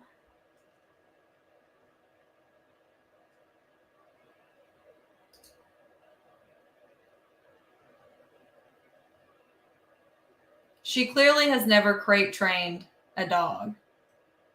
Not that I crate trained mine. I just worked from home and took mine out. So we never had an issue. But you know what I mean? You know what I'm saying?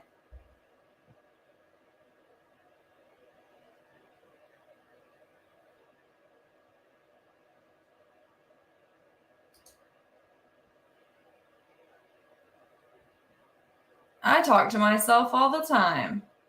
When I was recording that video yesterday on the Duggar letters, I was like, do not freak out. Finish this reading, and then you can lose your shit. I mean, that's, come on.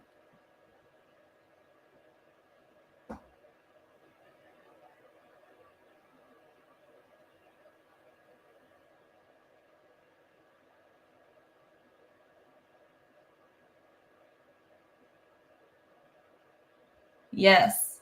Coachella, let's look it up. Let's just look it up. How much is a ticket to Coachella?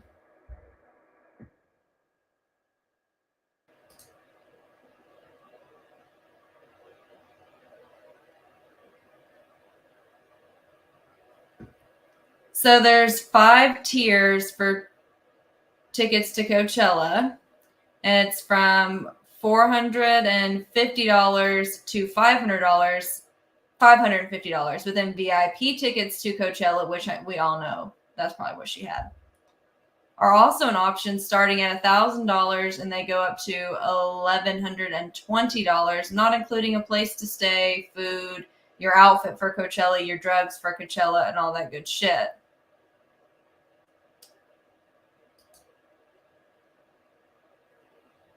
So, let's see here.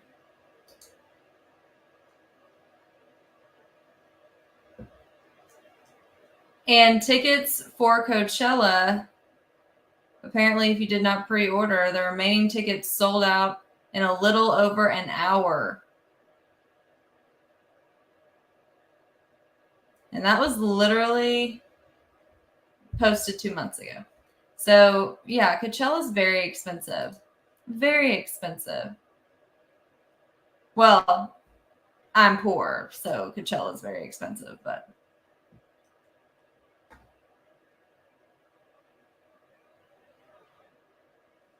no. When people go to music festivals, they tend to wear like these really unique outfits and do really unique hair and makeup. But sometimes they do custom outfits. It's a whole vibe. Like going to a music festival is an experience. So you've got the ticket, the place to stay, the food, the drinks, drugs, alcohol, your outfits for the day, the people playing out, your festival makeup that you wear. Like it's a whole thing.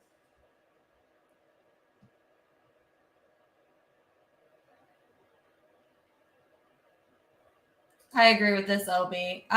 Look, I will tell you right now, I've got friends that have been to prison. They're great to me. They're great people. They just made mistakes. They've been to prison. I do not give two shits that they've been to prison.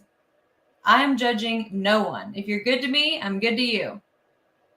No need to lie and steal my shit. We're nice to each other. Okay, great. We're fine.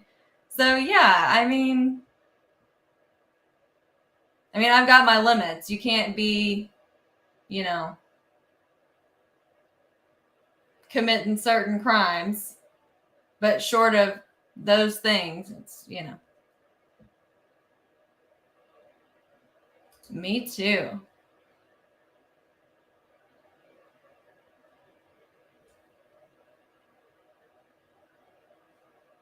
Yes.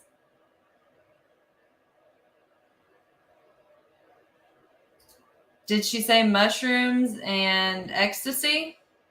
Is that what I heard? Of course, she's not saying ecstasy. She's saying MDH or MDM, whatever the latest term is.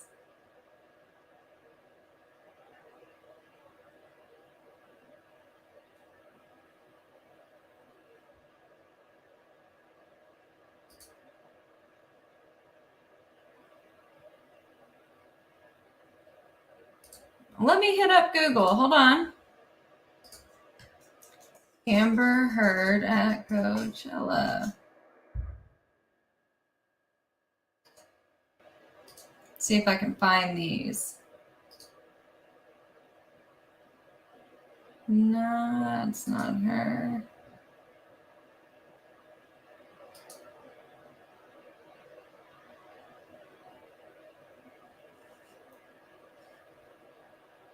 Okay. Okay, hold on. Hold on. Oh, shit. Okay, here we go.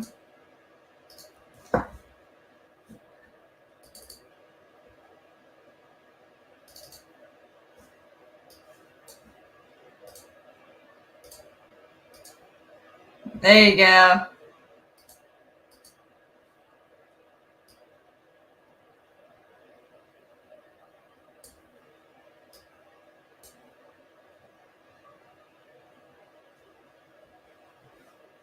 There you go.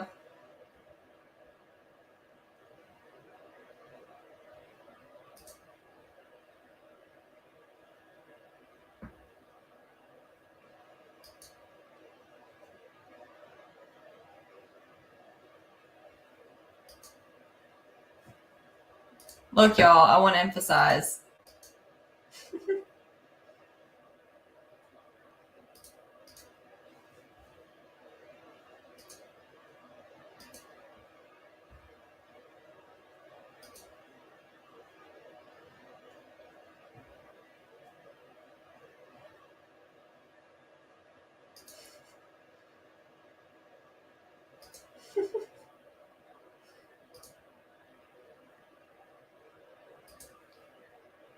Let's see what else. See if I can find us some more.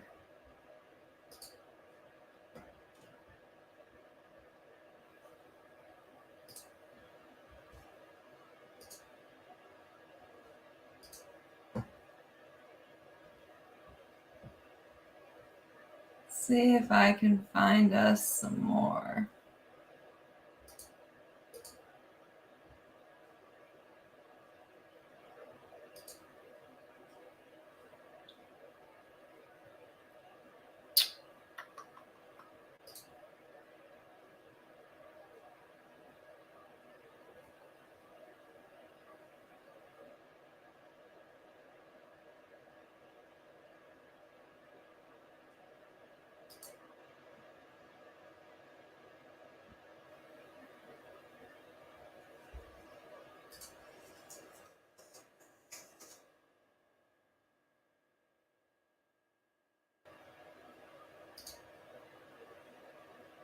Okay, hold up. We got another one. Right hither.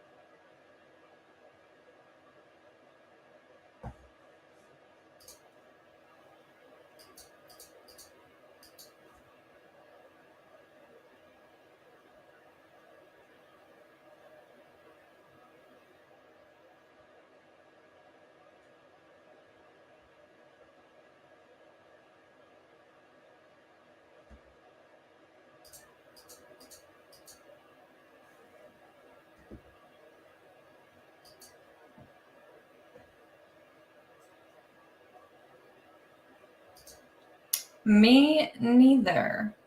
And that's because she had a driver.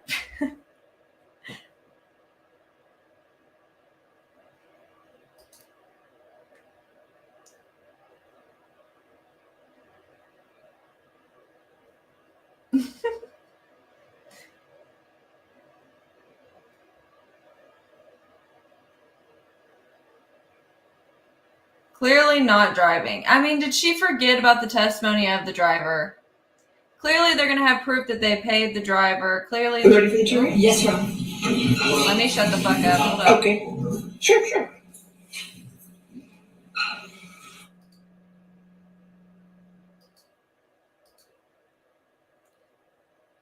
So they've come back on one. We'll do this one.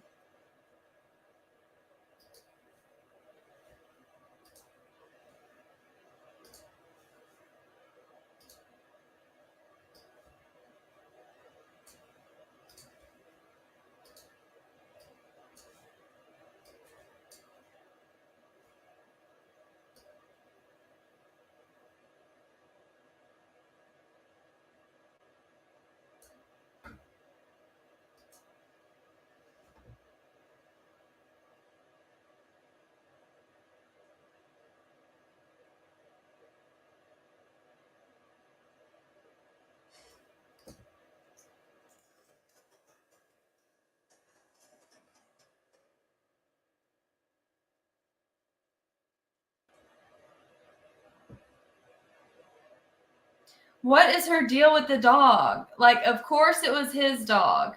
Of course it was Chunky Boo that also took the chunky shit. Chunky Boo took the chunky poo, according to Turd. Her and her dog are perfect. I wanted to make sure y'all knew that.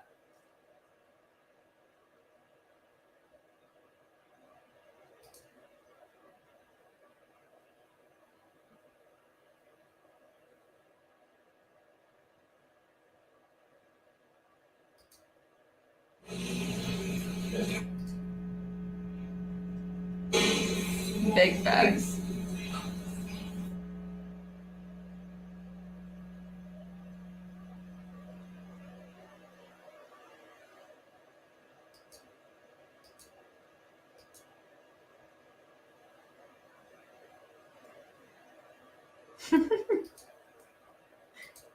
Trending now. Chunky Boo took the chunky poo.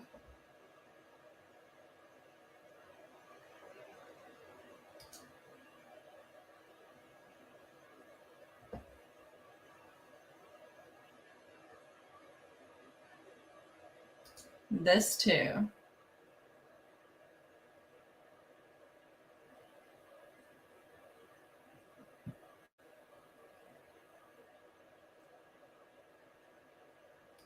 Mhm. Me too. I'm about to get up and get one. I'm about to get up and get one.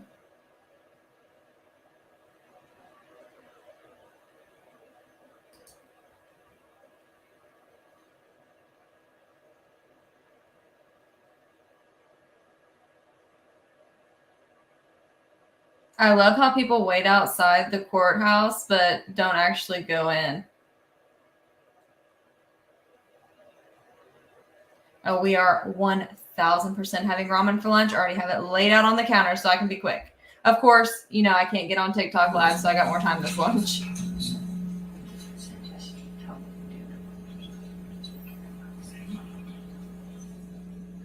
Does that make sense? Mm-hmm. Okay. All right, ready for the jury then? Yes. All right.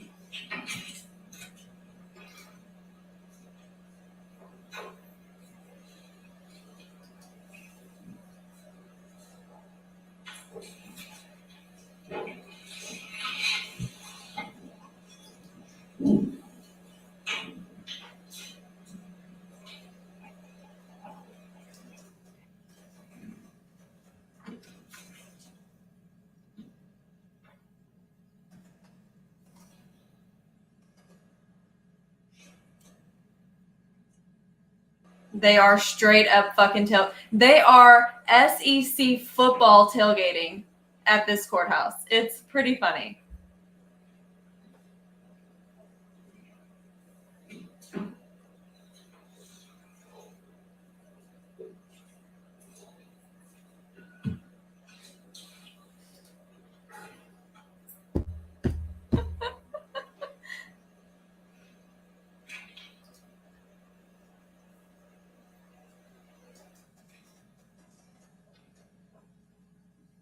I'm trying to answer this in the comments just in case they start talking.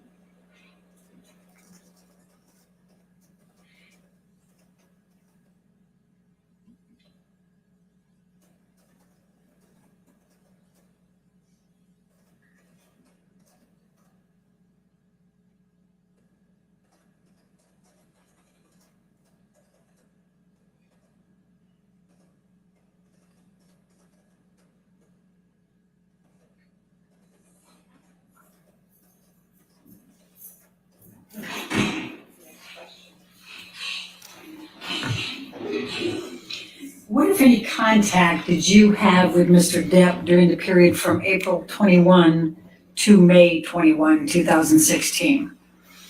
I had no physical contact with him. Okay. I'm going to take you to May 2nd, 2016, the Met Gala. Can you please just briefly describe to the jury what a Met Gala is, where it is, and what's involved? It's arguably the biggest fashion kind of celebrity event, red carpet event of the year. It happens every year in New York City. And were you invited? I was invited. Typically, designers will invite people in the public eye to be their, guests, and they will typically dress them, and it's a way for designers or fashion to kind of intersect with a celebrity world, and it's a big event held at the museum every year. And what, if anything, did you and Mr. Depp do to prepare for that Met Gala? Well, Johnny and I we were dressed by Ralph Lauren, guests of Ralph Lauren, and Johnny missed the fitting because it was happening around the date of my birthday party in Los Angeles. But we were planning on going together as Ralph Lauren's guests. Okay. And did you show up?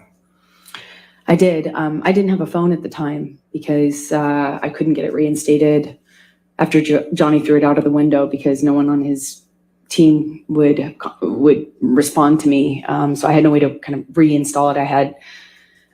It's no point in getting a burner phone if you don't know anyone's phone number. So I wasn't sure really what was going on or when he would show up or if he would show up.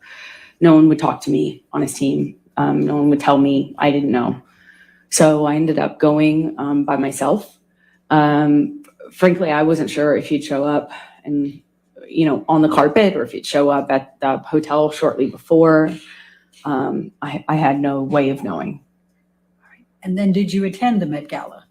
I did. I got out of the car and walked the red carpet by myself, escorted by somebody from Ralph Lauren's team.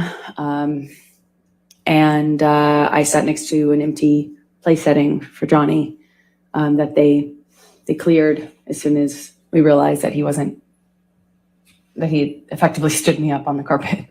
Who did you meet at the Met Gala? I was standing in line right in front of a gentleman. It was Elon. I didn't recognize him until we started talking. And he had reminded me that we had met once before. He was with his mother. And did you strike up a friendship with Mr. Musk after that? We did. We, as I mentioned, we spoke on the red carpet, kind of in the waiting line of the carpet.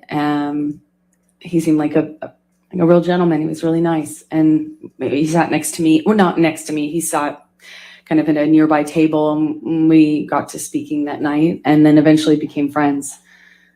Okay.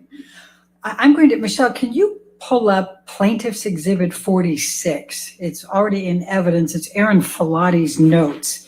And I'm going to ask you to go to page 30.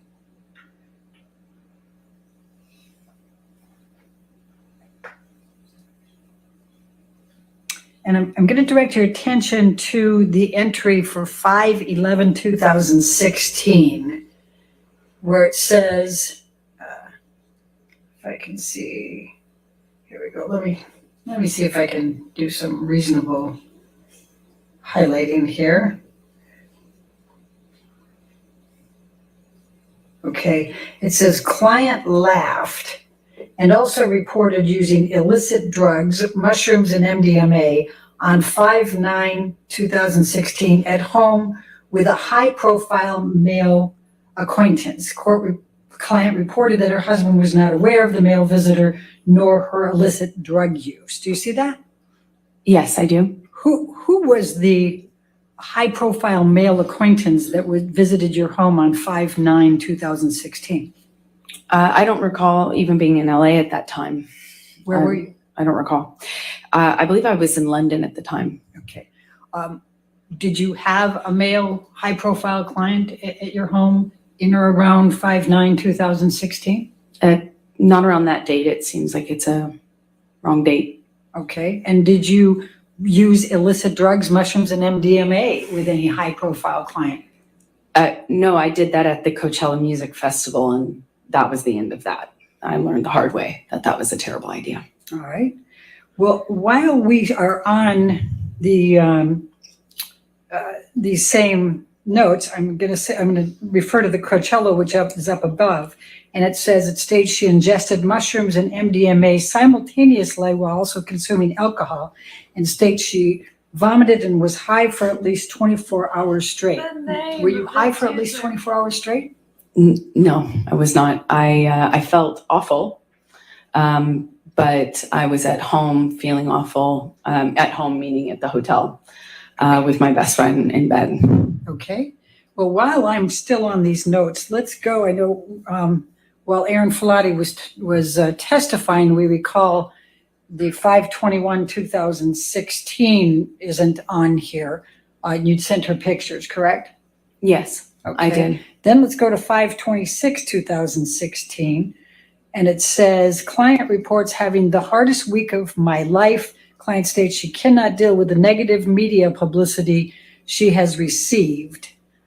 And then if we can jump that up, Michelle, to the next page, surrounding the divorce she requested from her husband, JD. Do you see that? I do. Okay.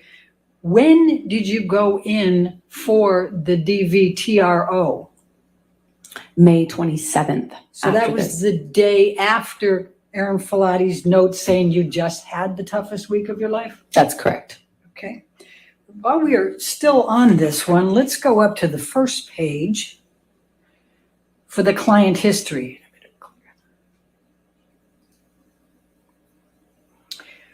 When did you provide a client history to Aaron Filati? Never. When did you first get assigned Aaron Filati?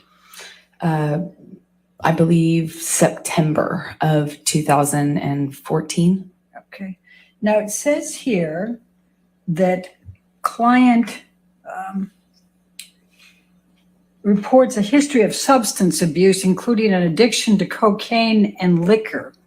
I pointed When this did out you to y'all have last a history of substance abuse, including addiction to cocaine and liquor? I did not. There's a lot of mistakes in here. Oh, you got me all the way fucked Did up, you ever ma'am. use cocaine? Ma'am. I have. I used cocaine a few times when I was Ma'am. 18, 19 years old, but stopped using any drugs, including cocaine, when I got into a relationship with my ex-partner. She was very against that, and I'm glad for it. Okay. Then it also says here that Ma'am. Come I'm gonna on. move up a little. Here we go. Client admits to history of anxiety, eating disorder, attention deficit disorder, bipolar disorder, codependence issues, and occasional insomnia. When have you had an eating disorder? I've never had an eating disorder. When have you been So she diagnosed made with it up bipolar and just put disorder? it in here. I've never been diagnosed with bipolar disorder. Well, did you tell the When nurse have that? you been That's why diagnosed she with wrote it down? codependence issues? I have never been diagnosed with codependency issues, although arguably at the time, from where I stand now, I can see that the relationship I was in with Johnny was certainly codependent. So you did have codependence. But I wouldn't have So reported it's that at the true. time. I didn't know about that. All right, and then can we move up a little bit more, How else Michelle? would she have got what the nurse would not Thank have written you. it down unless It had the nurse told her per that or she report from saw it in JD, files. Debbie What the RN, fuck? Dr. Kipper. Client AH has reportedly been experiencing increased anxiety and agitation recently and has had several outbursts of anger and rage. Were you present for this being reported to Ms. Filati? No, this is the detox. Okay. This is Johnny's. And it also says your mood has been labile. What, if any, outbursts of anger and rage and labile mood did you exhibit during the detox? None that she would have seen. None. I was there for Johnny's detox. This is what Johnny was going through. This is not me. Okay. And at the time of the detox, was Erin Filati your nurse yet? No, I didn't know her and she wasn't there. Okay. Thank you very much. You can take this down, Michelle. Now, I'm going to take you to May 21, 2016. And I'd like you to describe for the jury what Listen, took place that I'm not evening in saying connection that with doctors Mr. don't Depp. ever lie or nurses don't ever lie, okay? But come on, everyone. Johnny and I had not seen each other for the better part of a month, or about a month. I was traveling. I had just shot a campaign in Italy. I spoke to him around that time when I was in Italy. I had gotten a phone. My parents got a hold of me. After I spoke to my parents, I communicated with Johnny. He, on that phone call, I didn't know what was going on with him for those weeks.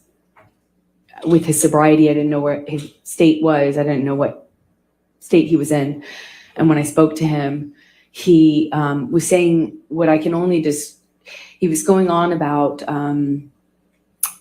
scientists and DNA and feces, that he had some scientific analysis done and DNA analysis done, and that as soon as I heard about this feces, he thought that was a prank, and he was going on about all the scientists that he had conferred about the DNA results with. I just thought he was out of his mind, and thought clearly the drinking and the drugs are not getting better. Clearly the delusions aren't better. So Objection calls for speculation. Your Honor, it's not about the truth of the matter. We're talking about what her. I'll sustain the objection. Next question. Please continue. So I I hung up from that phone call, assuming that, and then spoke to him once my parents got a hold of me to tell me about Betty Sue. We made a plan, Johnny and I, for him to come over. He said he really needed his wife. He had lost his mother and he missed his wife. He really needed his wife. He said it over and over again.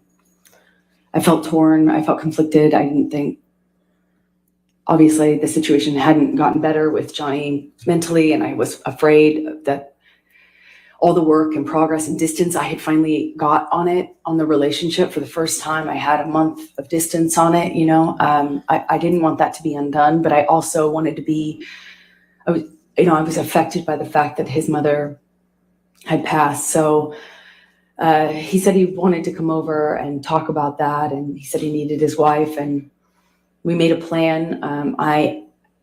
We made a plan for him to come over during the day, thinking that might mitigate the amount that he would be drinking. Night is a little bit more dangerous. And in the early evening hours, I get a text from him that he's almost there, or that he's there. I think it was around 7:15 or so. And he came over, and we sat on the couch, and at first it was relatively peaceful. I mean, I could tell he was inebriated, but it makes sense. In my head, it made sense.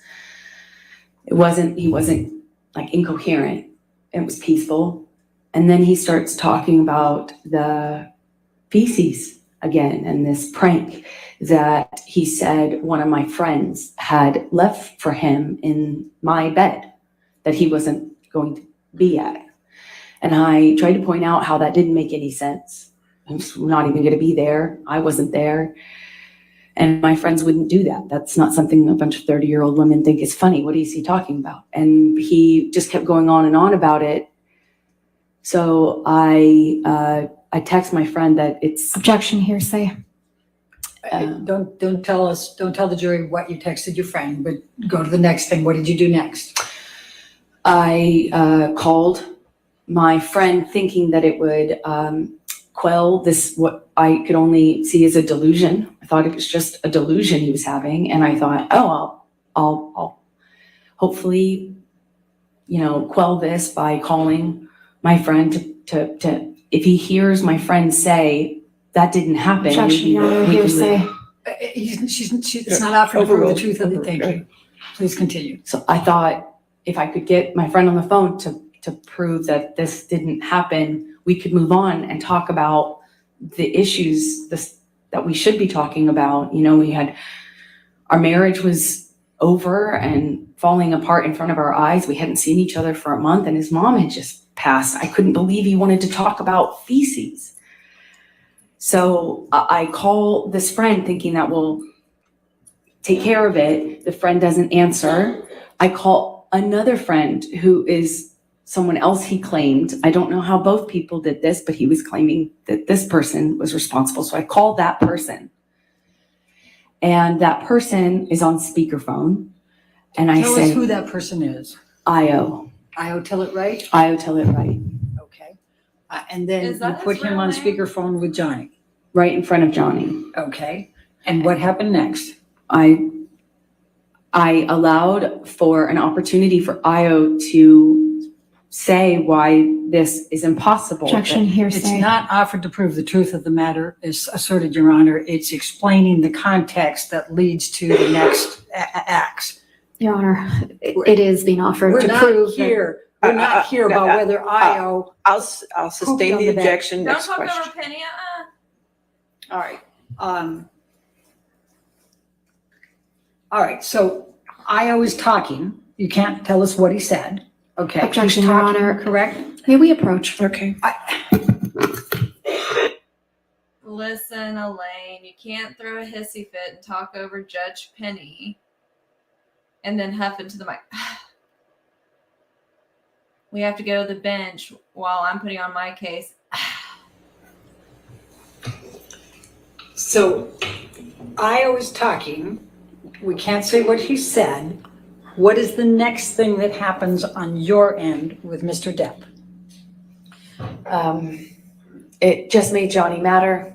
He got more upset, grabbed the phone, and started screaming at Io. He just started screaming at the top of his lungs, said, "You dyke bitch, you don't know your talk," just screaming expletives, insulting names, and telling Io that he can have me and, fuck off, and just screaming at him. It's best I can describe it without getting into the details. He tosses the phone, down on the couch and heads upstairs. I pick up the phone and try to, apologize for the fact that my husband at the time just screamed at my friend on a cold call. I didn't want Io to think that's why I had called Io, to just be screamed at and blamed for something that sounded crazy, for lack of a better explanation. It sounded crazy. Io said something to me on speakerphone, and reminded me I wasn't safe. Objection, Your Honor, hearsay. Your Honor, it's not offered to prove the truth of the matter. It's to show what caused Mr. Depp to be set off and come back. I mean, it's not offered to prove the truth of what he's saying. It's not hearsay. I'll overrule the objection. Go ahead. Thank you. Please tell us what Io said and what then happened with Mr. Depp. Io said, "Amber, get out of the house. Get out of the house now. You're not safe. Get out of that house." Io had been there after the cleanup, or for the cleanup, after December 15th, 2015 incident. And had Objection, washed Your Honor, blood out of my non-responsive. pillowcases. I think she could provide the I'll context. sustain the objection. Next question. Okay, so please continue.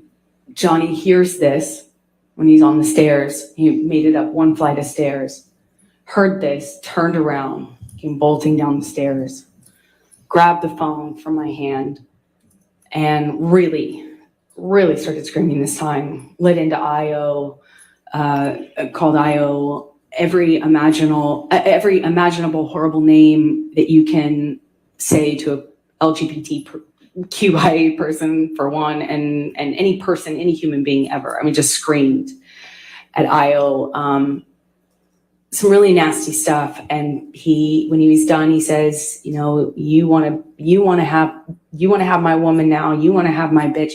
You can have, you take her, you can have her. And he, with that, picks up, just pulls his arm back with the phone and throws it at my face. Hit me right in it felt like my eye. I put my head in my hands and immediately start crying. I said, "You hit me with the phone. Johnny, you hit me." And I'm sitting on the couch. I didn't even have time to react, I didn't even have time to put my hands up. I was still sitting cross-legged in my socks on the couch, and I haven't seen him for a month. And last, several times now that I've seen him, he's hit me, and I didn't even have time to react to this. He comes over to me as I'm crying, and he does that taunting thing to me. He says, "Oh yeah, I hit you, huh? I hit you, yeah?" And he just feels like whacks me on top of my head. Just this heavy ringed hand landed on top of my skull, grabs me by the hair, yanks me up off the couch. Look, struggling she's to stand detailed up. and thorough. I give her that. And I don't know if he was intending to hit me in the face, or if he was just trying to grab my face, but he was making this gesture around my face to try to expose my face to him. And he was like, "Yeah, let me see how bad I hurt you. Let me see it. Let me see how bad I hurt you this time. What if I pull your hair back? What if I pull your hair back?" And he yanks my hair back. I'm trying to prevent him from landing the blows to my face. I'm trying to prevent my face from being exposed. And I just remember this mocking taunt he was doing with me as he is, yanking me around the room. And then I hear my friend come into the room. I hear her. Johnny hears her too, lets go of me and turns. And Just tell the jury who your friend is. Raquel, my best friend at the time, who lived in the neighboring apartment, she came in, and Johnny moved towards her, and she ran towards me. Johnny looked at her, looked at me. I retreated to the only place I had to go, which is the corner room where the couch was. I retreated kind of to the couch, and Raquel and Johnny both ran up to me. Raquel got in front of Johnny. She kind of managed to get right in front of him, in between he and I. And I'll never forget it, just very slowly, calm, in just a very slow but very concentrated, very controlled, slow way, just put both of her arms, her hands up like this. And like I've seen people do with horses, that's what it reminded me of. She just went, no, Johnny, no. And she just got in front of us, in between us, put both of her palms out. Johnny kind of squared off to her, ran into her arms, and she just repeated herself very slowly, very calmly, very directly. He hit both of her arms off of his chest like that and barreled towards me. I instinctively curl up on the couch, and I just feel her arms come around me, next to me. She was sitting on my left, next to me on the couch, and I just feel her arms around me. And I'm just looking down at the carpet, feeling her arms. And that's when Johnny, who I can see partially and hear, is right in front of me, and he's screaming at me to get the fuck up. Amber, get the fuck up. Amber, get the fuck up. Amber, get the fuck up.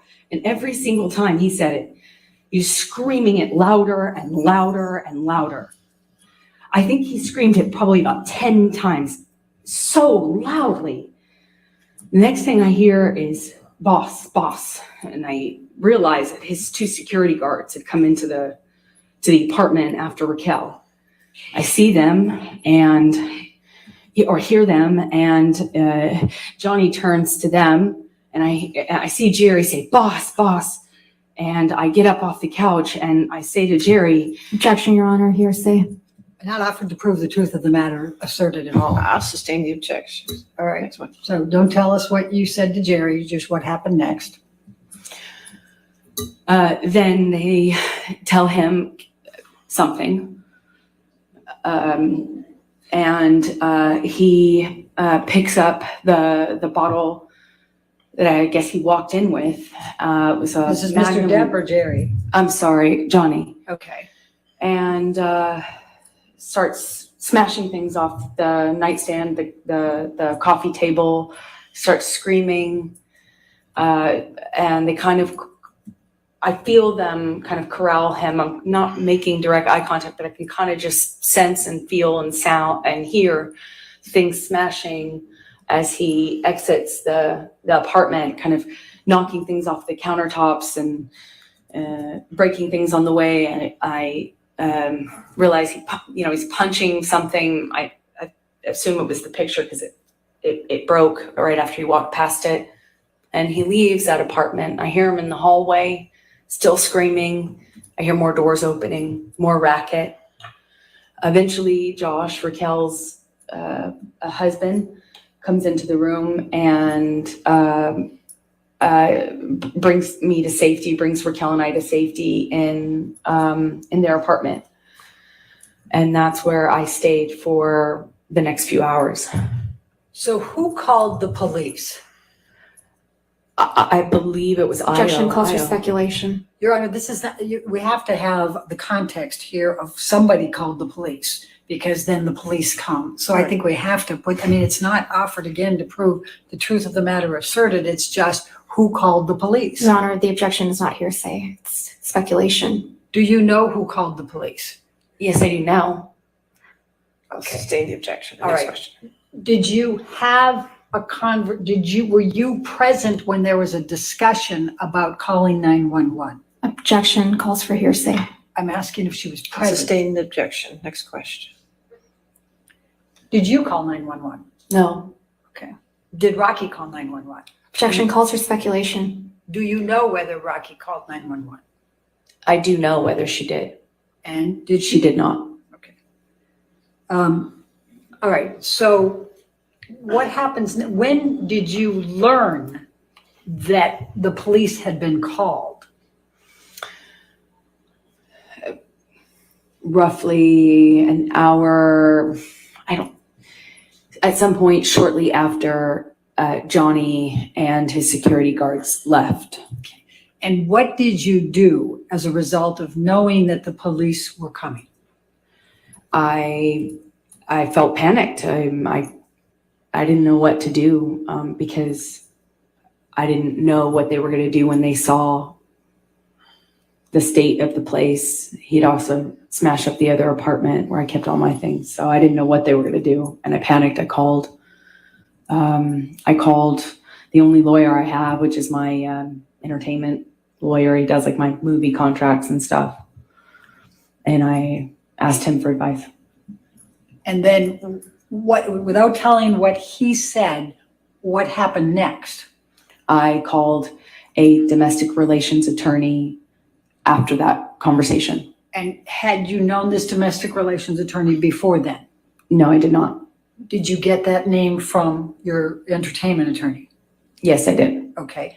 And when you called the domestic relations attorney, without saying what she said, what did you do as a result? I told the police officers who arrived that I would not. Objection, Your Honor. Hearsay. Again, not offered to prove the truth of the matter asserted. All right, I'll overrule the objection. Go ahead. Thank you. I'm sorry, could you repeat that? I repeated to the officers, I refuse to cooperate at this time at the advice of my attorney. Okay. Did you call your publicist that night? No. Okay.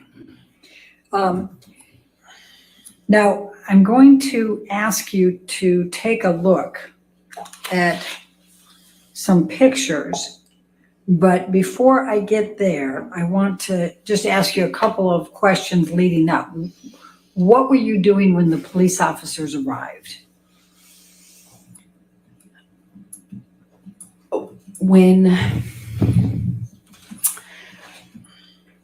At that time, after I learned that they were coming, my best friend took pictures of me. We took pictures of the house and my face. Okay. I'm going to, and did your best friend take any pictures while the officers were there? We took pictures before and while they were there and after. Okay. We took pictures throughout. Okay. So I'm going to take you now, Michelle, can you bring up Defendant's Exhibit 706? I think we can do the native on this one. Yes, thank you. Does this accurately depict the scene portrayed? Yes, it does. Your Honor, I'd like to move the admission of Defendant 706. No objection. 706 in evidence and published. And would you please describe to the jury what this is a picture of? This is my face after Johnny threw a phone at it. Okay. I'm going to now, Michelle, ask you to pull up Defendant's 708.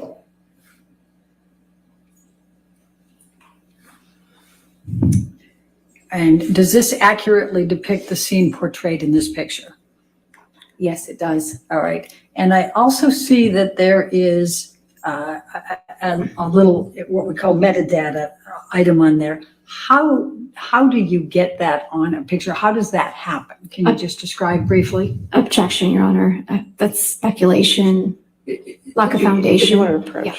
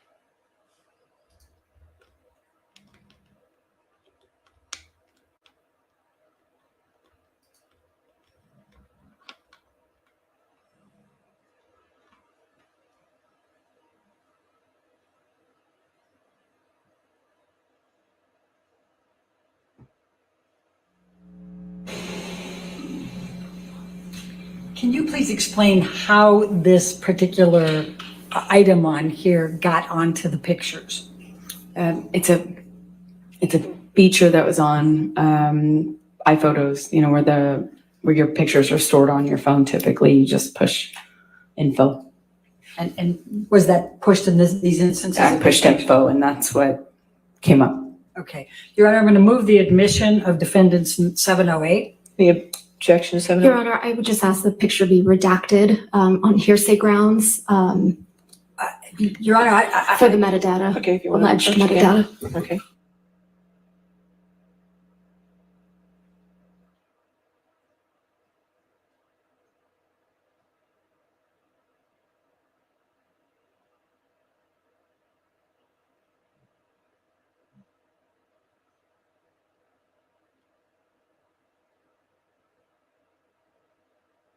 Notice they're not showing the metadata. And if you were on my live yesterday, we had a computer forensic expert, Clint, join us, who talked about all of this EXIF data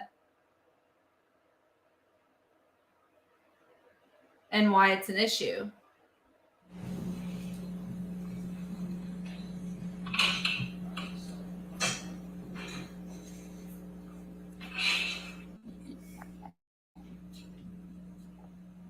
Yeah, one moment, please. I'm Okay. trying to figure out how to move this fast. Okay, that's fine.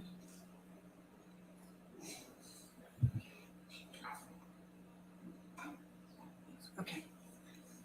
All right, I'm going to move the admission of 708 with the redaction, Your Honor. Okay, any objection to that? There still needs to be another redaction at the top, Your Honor. Okay. We'll get it. Okay. Thank you.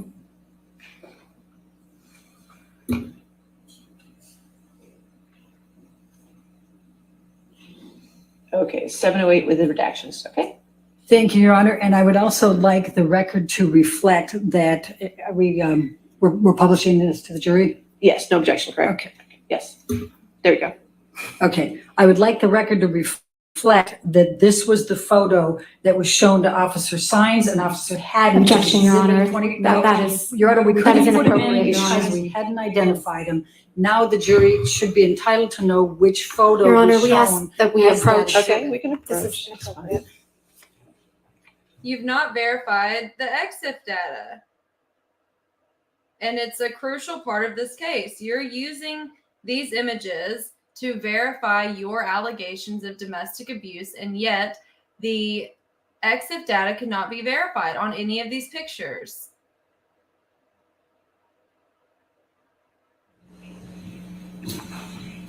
So for the record, this particular photo was shown to Officer Sines and Officer Haddon as Exhibit 24 in both of the depositions that were shown earlier where the pictures were not allowed to be shown yet because they hadn't been admitted.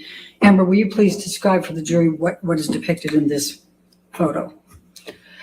Yes, that's a picture of my face taken that evening, shortly before 9:30, after Johnny hit me with the phone. Okay. Now we can take this one down and let's go to Defendant's Exhibit 709.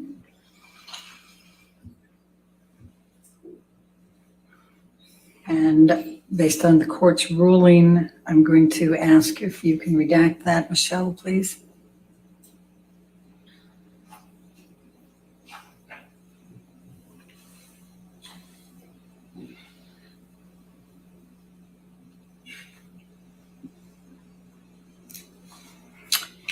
I'm going to move the admission of 709.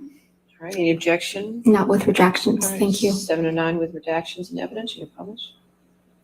If it could be published to the jury, Your Honor. Thank you. And Your Honor, for the record, this is the photo that was shown to Officer Sines and to Officer Haddon as Exhibit 25 for both of their depositions. Okay. Amber, could you please describe for the jury what's depicted here? That is my face after the phone incident. It's that night. All right, let's bring Defendant 710, please.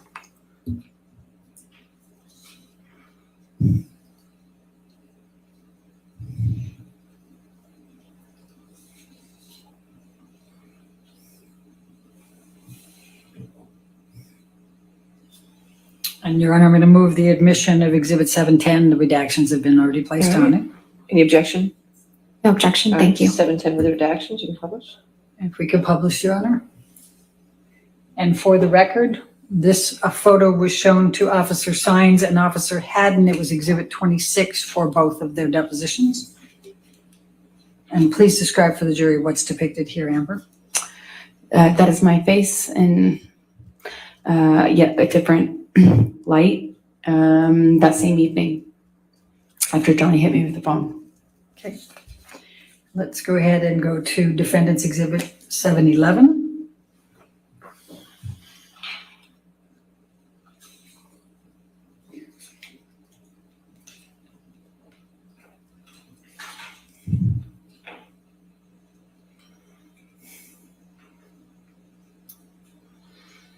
And I'm going to move the admission of 711, Your Honor, with the redactions. All right, any objection? No objection. All right, 711 with redactions and evidence, publish.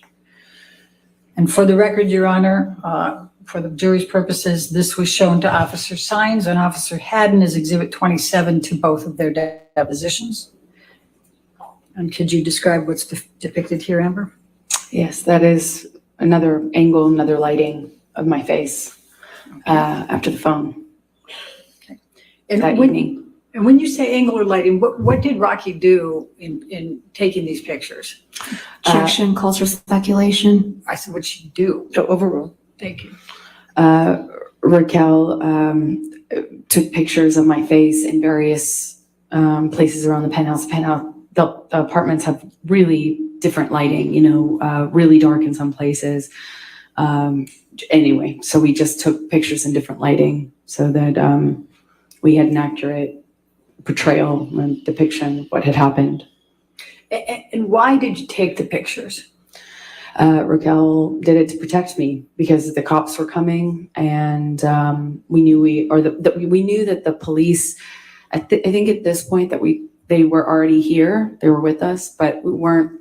Maybe this was right before. I'm not quite sure without seeing the timestamp, but we weren't sure what was going to happen, what the police were going to say, what they were going to do. We didn't know what Johnny was going to do, what he was going to say. So she wanted to protect me. Okay. So let's go ahead and bring up 712.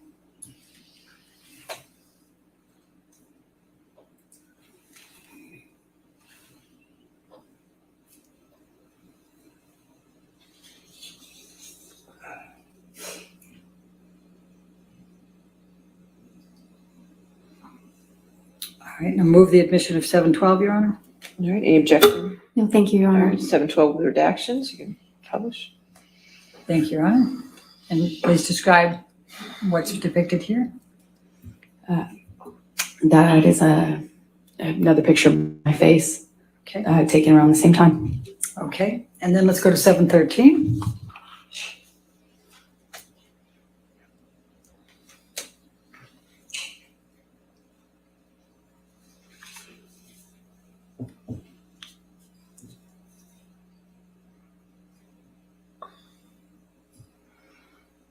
Move the admission of 713, Your Honor. All right, any objection? No objection. All right, 713 with redactions. I'm really and irked publish. about the exit data being. And for the record, this one was shown to Officer Sines and Officer Haddon as well as Exhibit 29 to both of their depositions. And just describe briefly to the jury what this is. This is another picture of my face taken at the exact same time and in the same location as the other one, just with one of the lights turned on or an additional light turned on in the previous one. Okay. Let's go to 714.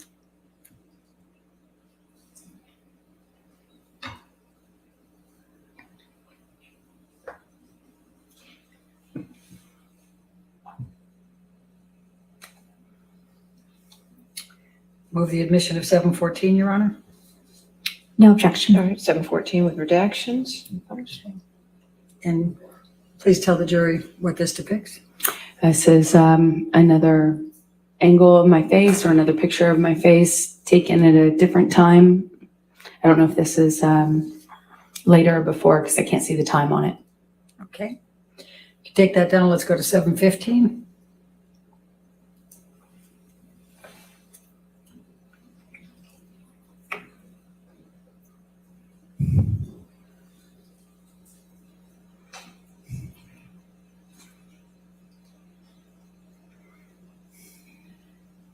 I'm going to move the admission of 715, Your Honor. No objection. All right, 715 with redactions in evidence, you can publish. Thank you. And for the record, this one was shown to Officer Sines and Officer Haddon as Exhibit 17 for both. Please describe for the jury what's depicted here. That is a picture of my face. Some point later on in the night, it looks like that was taken in Rocky's apartment, or in the apartment that she was staying in. Okay. And let's go to 716.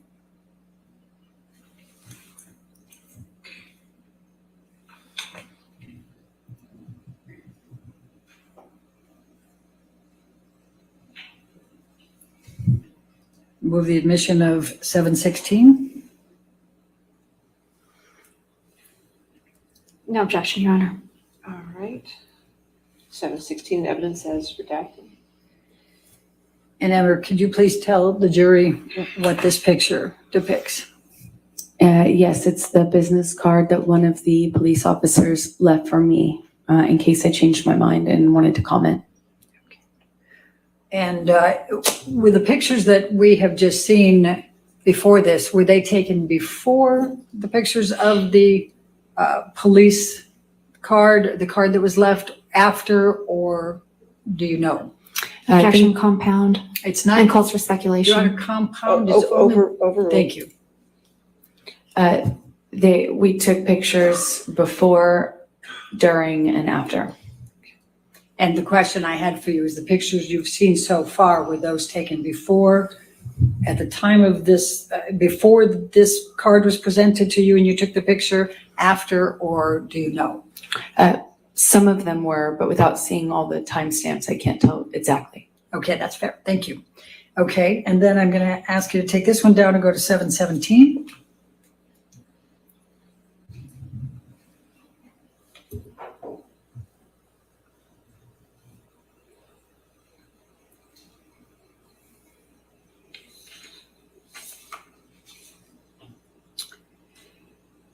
And I'm going to ask you, I'm going to move the admission of 717, Your Honor. Any objection? No All objection. right, 717 is redacted in evidence. Published. Thank you. And please just briefly describe to the jury what this is.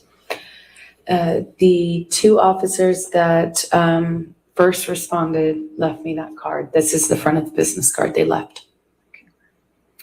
Can you tell the jury, just explain what the interaction was that you had with the police officers, just describing what you observed as they came through? I did not want to speak to them. I asked that Raquel's partner or husband ask them to go away without speaking to me. And just so the jury understands, who was Raquel's fiance at that time? His name is Josh Drew, and he and Raquel lived in the apartment at Johnny's invitation across the hall from us. Raquel had keys. We kind of shared keys. They were our neighbors, but had keys to our house. Okay. So why didn't you want to cooperate with the police?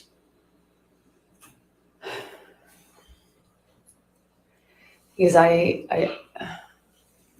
wanted to protect Johnny. I didn't want him to be arrested. I didn't want him to be in trouble. I didn't want the world to know. I didn't want this to come out. I didn't want him to be in trouble. I didn't want this to be, I wanted to protect Johnny. Let's go to Defendant's Exhibit 1374.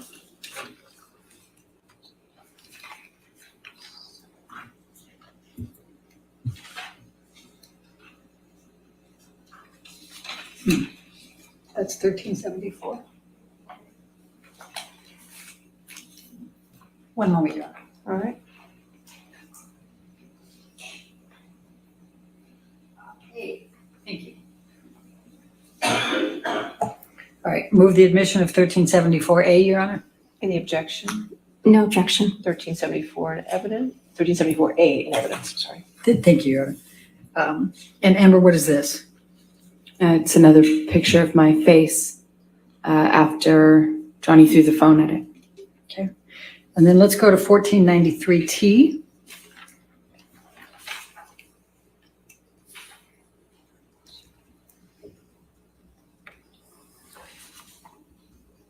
Remember that security for Johnny was here to witness this shit show. And they called it a And hoax. move the admission of 1493T. No objection. All right, 1493T in evidence. And what does this depict? This is a picture of my face after that incident. Perhaps by the lighting, it looks like it might have been taken the next day, but I can't tell for sure. Okay. And then let's go to 1493S.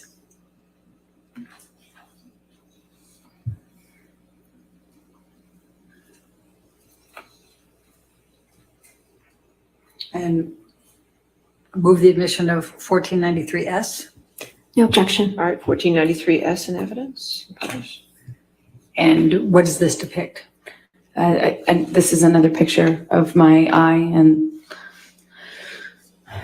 side of my face. Now, were there also pictures taken of the property that you described Mr. Depp destroying or damaging? Yes, there were. Okay. Michelle, can you bring up Defendant's Exhibit 700? And based on Your Honor's rulings, we will take off the metadata. The fact they have to take the metadata off alone is ridiculous. Move the admission of Defendant's Exhibit 700. No objection with redaction. 700 with redactions, you can publish. Can you please describe for the jury what's depicted in this photo? Yes, my friend was preparing for a bead show and had displays to show these bead necklaces she made. And she needed some counter space in order to kind of set up the displays that she was going to use the next day. So she asked me earlier in the day if she could use the free counter space in that penthouse 5, to kind of set up those display racks. They were set up in that room when Johnny went in there to destroy things, as he does.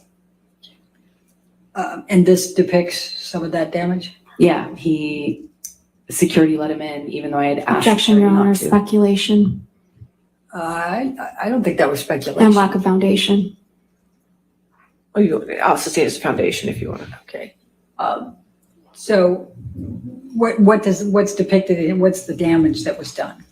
Well, because Johnny would always smash up my things and destroy my property when he was mad at me. I had asked that they not let him in so that he could do that. I mean, the only purpose for him to be let into penthouse 5 in that state, he doesn't have property in there. The only reason for him to go in there would be to destroy it. And they, of course, let him into penthouse 5 Objection, Your so that Honor. he could go. Yes, ma'am. Lack of foundation. All right, I'll sustain the objection. Next question. Just tell the jury what he did here that's depicted in this. This is just a one corner of the room that shows the destruction. He just went in there with this bottle swinging and smashed a bunch of things. Objection, Your Honor. This is speculation. She All right. hasn't established that she was there. I'll sustain if you want to lay a foundation. It's fine. Okay. Did anybody else, to your knowledge, go in there and do this? Objection, Your Honor. Leading. Calls for I'm speculation. trying to lay the foundation here, Your Honor. I'll sustain the objection. Next Well, question. let's do this. Never mind. We'll let somebody else tell who did it, okay? Sure. Just all I'm asking here is what is the damage? What has been done that's depicted here? This is just one of Raquel's bead racks that he Objection, Your Honor. Speculation. I'll sustain the All right, objection. let's go to 701.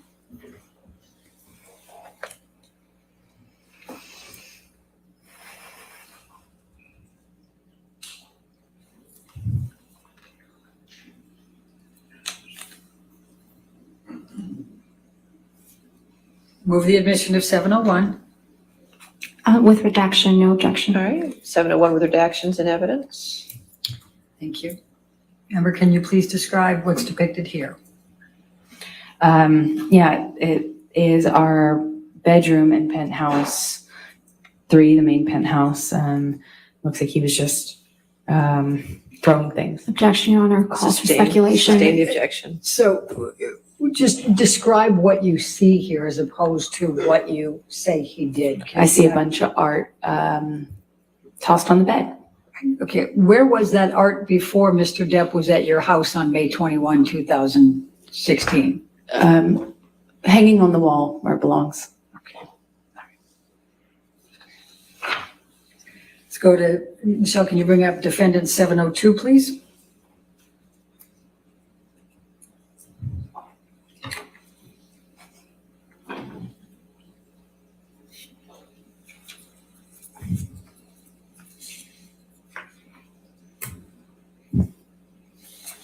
The pictures Oh, Your Honor, and I look forgot laid out on to the me. last two. For Defendant's Exhibit 700, that was shown to Officer Sines and Haddon. It was Exhibit 39 to both of theirs. And Exhibit 701 was shown to Haddon only, and that was Exhibit 30 in his deposition. I move the admission of 702, please. All right, any objection? No objection. All right, 702 with redactions. Thank you, Your Honor. And let the record reflect this was also shown to Officer Haddon as deposition exhibit number 40. And can you please describe for the jury what's depicted here? Yes, it as broken glass from one of the broken pictures that were hanging on the wall. And where is this physically? This is in penthouse 5 on the stairwell. Okay. Michelle, can you bring up defendant 703, please?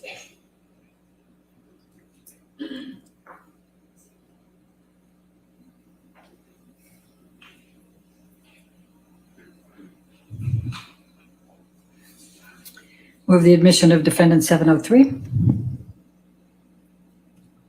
No objection. All right, 703 with redactions, you can publish. Thank you, Your Honor. And let the record reflect that this was shown to Officer Sines and Officer Haddon as exhibit 41 for both of their depositions. And Amber, please describe for the jury what's depicted here. It's another photograph of this stairwell in the same apartment, penthouse 5, which is the apartment where I kept my things. Okay. And is that glass on the stairway? Yes, from one of the broken picture frames on the wall. We had a lot of picture. I had a lot of picture frames on the walls, and many, if not most of them, were smashed. Okay. Let's take this one down and go to 704, please, defendants. Michelle, thank you.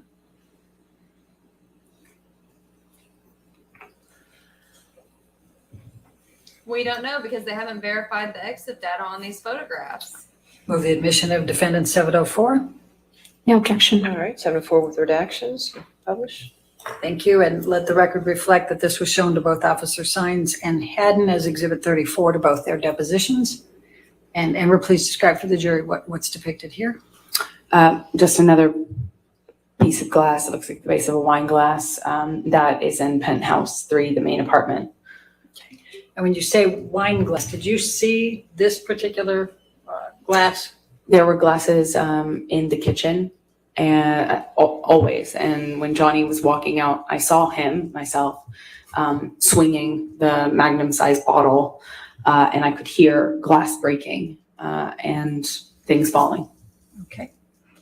Thank you. Michelle, can you bring up 705, please?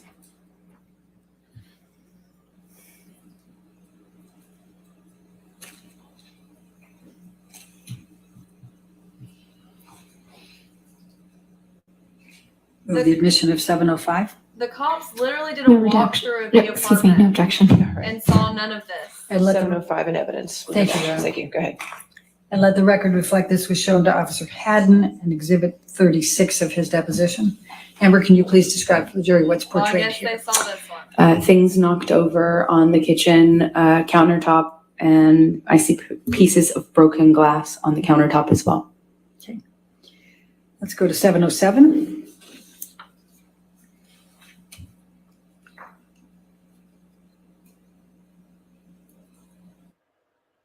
Which officer saw that? The first round or the second round of officers that showed up? I thought the first round said they didn't see anything.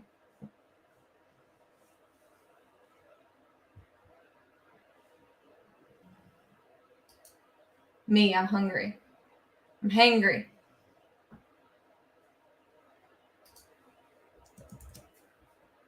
Jury, what's depicted here? This is the hallway leading leading up to the apartments. So this is the hallway that connects all of the apartments. It's kind of an indoor-outdoor sort of hallway, meaning it's covered, but it's exposed on the far ends of both to the elements. So this is not carpet. It's like a plasticky. I don't know how to describe the material. It's like a plasticky kind of netting, not netting. It's difficult to describe, but it's a kind of an outdoor sort of carpet. All right, and what's depicted there? Wine on the floor and a little on the wall, it seems. Okay. Let's go to 718, please.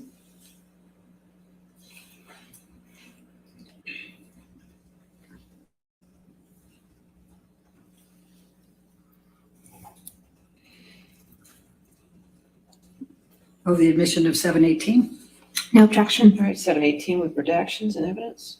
And let the record reflect this was shown to Officer Sines and Officer Haddon in Deposition Exhibit 31 for both of them. Amber, please describe for the jury what's depicted here. It's another photograph on the floor, not the wall. This one appears to be remarkably unbroken.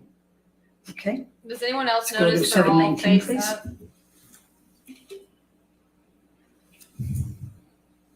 All the pictures are face up.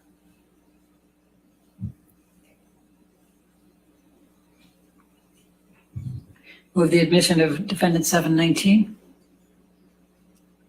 No objection. All right, 719 with redactions. Thank you. Thank you, Your Honor. And then let the record reflect that this was shown to Officer Sines and Haddon in their depositions, Exhibit 35 to both.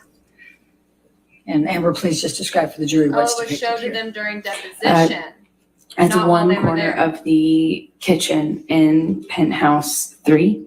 Looks like one of the things that was knocked off of the kitchen island when Johnny left. Okay. Let's go to defendant 720, please. Thank you, Michelle.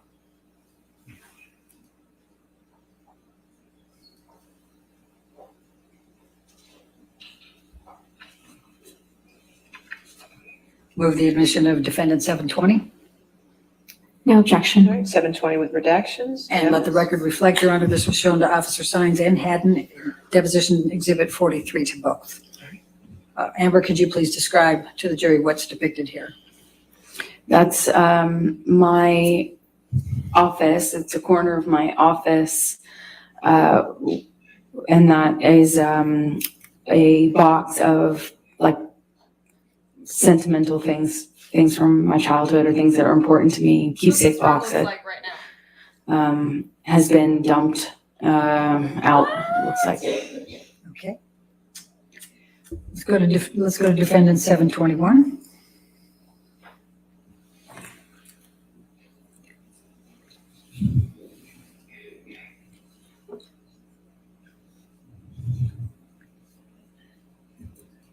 Move the admission of defendant 721. No objection, Your Honor. 721 with redactions.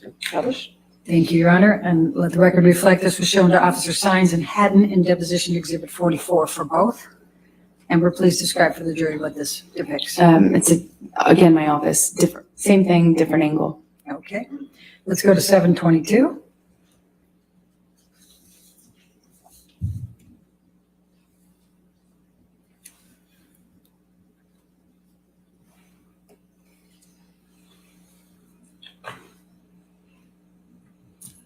Move the admission of defendants Exhibit 722. No objection, Your All Honor. right, 722 with I want to redactions. know what the officer said. And let the when they record were reflect showed this was these shown to Officer pictures Sines and during Officer Haddon as deposition Exhibit 42 to both. Amber, please describe to the jury what's depicted here. That's a picture of my friends and I when we were at that London house that Johnny punched. You saw him punch this? I heard it. Absolutely. Okay. All right, let's go to 723, please.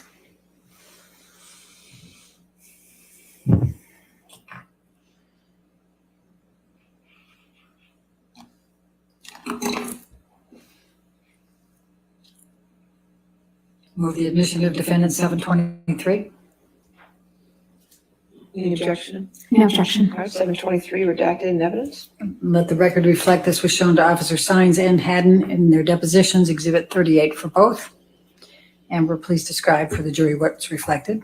One of the, it looks like a Magnum bottle of wine that is empty or spilled on the floor. Can you tell where that is located? It looks like it would be penthouse 5. Okay. Let's go to 724.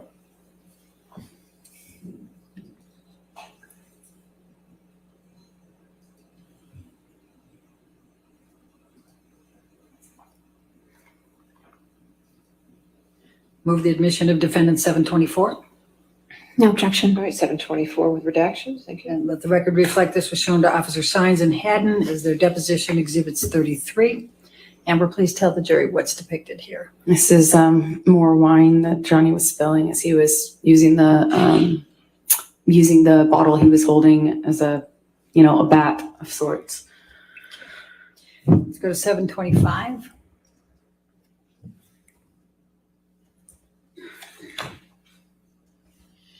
We're almost done, just 2 more. Promise.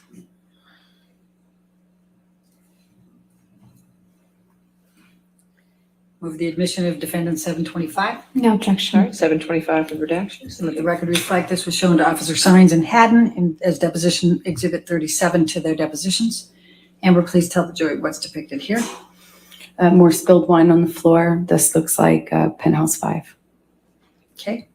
And last but not least, Michelle, please, defendants 726.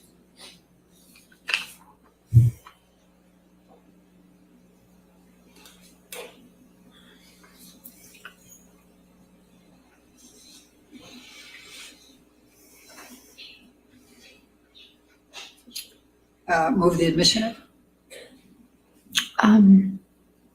No objection. Okay. Your Honor, I believe the jury needs a tissue. Oh, okay. Thank you. We will get a tissue. Yes. Thank you, Alyssa. Excuse me, what? All right, no objection, 726 with redactions. Thank you.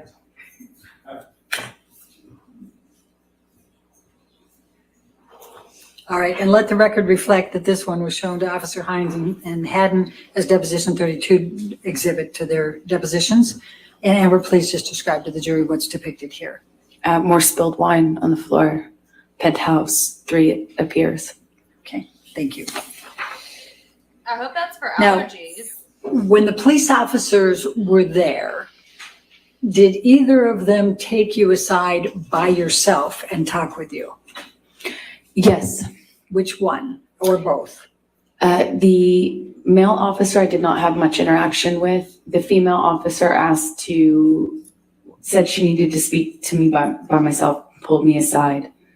We went into penthouse 3, the main penthouse, to speak there because It's I had so been in wasteful. penthouse 1, Raquel and Josh's apartment up until that moment.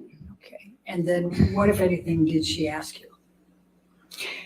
She asked me if I would make a statement, if I would cooperate.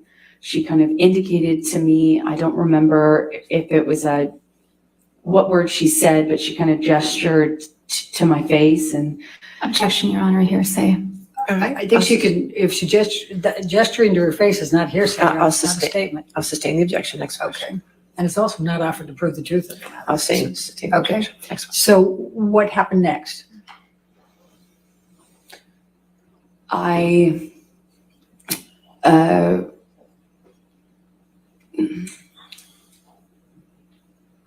Let's do this. How long were you with the officer when she took you aside?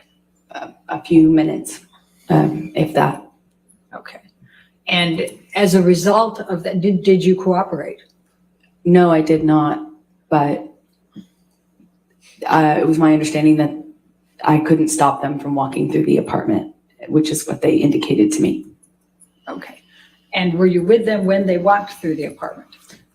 No, Josh, I was with them at the beginning of Penthouse 3. Josh, Raquel's partner, took over from there and showed them around the house up through Penthouse 3, which connects on the top floor to the neighboring apartment, Penthouse 4, and then on to Penthouse 5. They all connect on the top level. So Josh walked the officers through the house. Okay. And what, if anything, did you say about the identity of Mr. Depp? Nothing. Were you asked, Yes. but you refused to tell them? Objection leading. Sustained. Okay. Why did you refuse to tell the police officers Mr. Depp's identity? Because I did not want them to arrest Johnny. I did not want this to happen. I did not want any of this to happen. I think she knows that. I didn't want to get him in trouble. So I said, well, I just refused to cooperate. She of all people should know that you can be arrested but not Now, charged. Approximately how what I long were the said. police officers there? I don't recall exactly, maybe I'd say less than half an hour. I really don't know exactly, but they weren't there very long at all. Okay. Now, after the police officers left, what did you do? We cleaned up a bit because there was broken glass and we had dogs. So tried to clean up the mess, and especially the glass. And Josh, Rocky, Liz, and I, we kind of just cleaned up and eventually sat on the couch, and they just tried to comfort me. What, if any, knowledge did you have that there was going to be a second set of officers coming later that night? I didn't know about that. That surprised me. When did you learn that a second set of officers were coming to the penthouse that night? I think I learned about it when they were there, when they arrived. Okay. And we've seen the body-worn video on that. Is there anything that you recall outside of what was reflected on Officer Gateland's body-worn video? I couldn't see much of what was on that video. I just, I remember being surprised that they were there, not really knowing why they were there. I assumed it was because I was encouraged to make a statement by the first set of officers. Objection, Your Honor, hearsay. All right. Just keep going Sustained forward. objection. Okay. And I was sitting on the couch. It was sometime hours, maybe between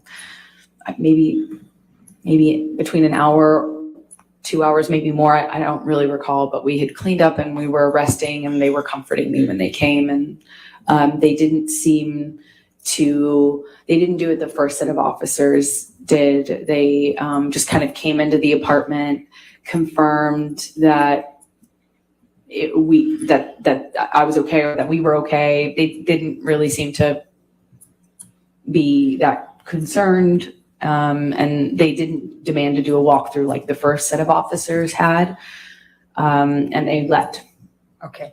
And what, if any, cooperation did you give them? Well, I didn't need to. I didn't really cooperate with them. I didn't talk to them. I didn't even get up off the couch. I was speaking to them from a quite a bit of a distance, like between you and I, and maybe more. And I didn't really say anything. I just kind of acknowledged that they entered, and that was it. Did you provide them with Mr. Depp's name? No way. Did they ask? No. Okay. All right. I'm going to take you to the next day, May 22. And I'm going to, Michelle, can you bring up Defendant's Exhibit 772? What, if any, efforts did Mr. Depp make to reach out to you the day after this happened? Well, he made several efforts. Immediately, he kind of reached out and lashed out. Again, kind of going on what seems to be slightly delusional, thinking that just because he saw all my friend's beads out on the countertop, that it had Slightly become a workshop or a studio for her. So he seemed You think? angry about, this perception that this bead display that my friend had set up was evidence of her running some sort of workshop. And he also accused us of having invited someone else to live there who wasn't living there, who was just in the apartment when Johnny stormed in. So he just kind of lashed out, and then the tone changed in the days that followed. And let me stop you there. So I'm going to ask you to take a look at Defendant's Exhibit 772. And is this a text message from Mr. Depp to you? Yes, it is. And it's on 5/22 at 12:23 a.m. So it's early morning hours after 5/21. Would that be fair? Yes. Your Honor, I'm going to move the admission of Defendant 772. No objection. All right, 772 in evidence with the identifiers redacted and published. Thank you. Thank you, Your Honor. All right, and I know you started to talk about this, Amber, but it says, I'm an idiot, PH5 is Rocky's studio. You are shameless. Do you see that? Yes. Okay, was that what you were talking about with him thinking that you're, Yes. okay. And then obviously we can read that he says, I tried to make it work. You just turned more and more into a spoiled brat. All you wanted was to make me fucking miserable. Well, I'm finally there. I'll never be able to understand how I fell in love with you. You're not her. I loved you more than anything. I did everything that I could, but you never fucking loved me. I was merely convenient for you. I hope our divorce goes as quickly as possible and that it is as painless as possible. So sorry you were as unhappy with me as you were. Obviously, the purity of whatever was has been gone for a long time. I will miss the moments of beauty and truth. Goodbye, Amber. What the fuck was I thinking? I wish you all you merit. The former him. What, if any, discussions did you have with Mr. Depp about divorce that night? We did not have a discussion about that that evening. We didn't have time. He was obsessed with dog poop. Okay. That's what he wanted to talk about. All right, let's take this down and let's go to Defendant's Exhibit 773.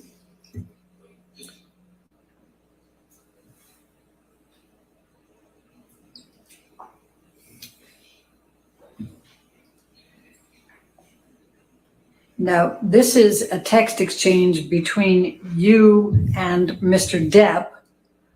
It starts with Mr. Depp on 5/21 at 6:58 p.m. just saying here. Does that refresh your recollection of when he arrived at your penthouse on May 21? Yes. Okay. And then the next series are on 5/22. They start at 5:13. And you're discussing talking. You said, sorry, I'm just leaving Amanda's birthday now. Do you see that? Yes, I do. All right. And then he responds to that, correct? Yes. All right, Your Honor, I'd like to move the admission of Defendant 773. Your Honor, if we could just have a minute to review this Sure. exhibit. Yes, ma'am. Is it just this page? No, there's 3 pages. 3 pages. I'm just reading Michelle's hands.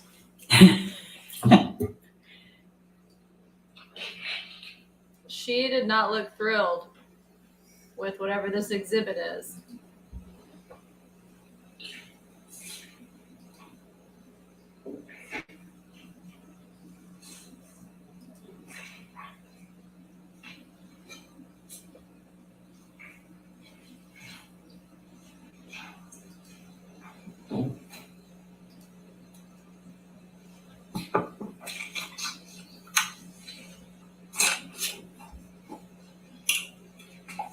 No objection, Your Honor. All right, 773 in evidence with identifiers redacted.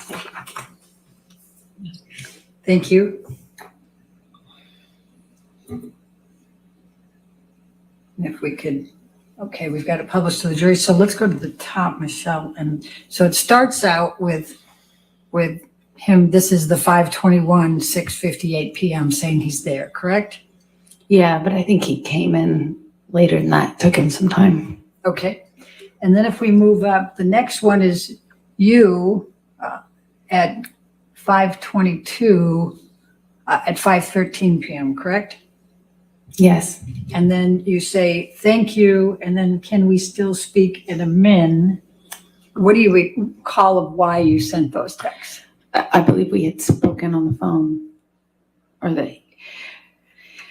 I can't control this, correct? The screen. I don't know. We can give you control, yes. Maybe we should do that and clear out my purples. I just don't know what was sent right before this. Go ahead. You ought to come She get. can't scroll. She's asking to scroll. Okay, Michelle, let's have you scroll if you can. Just go ahead and scroll through just slowly. So she can read the whole thing. Everyone on the fucking planet wants to talk about somebody shit in the bed. Literally, the entire internet wants to know. No one's blaming people wanting to discuss that. Okay, makes sense.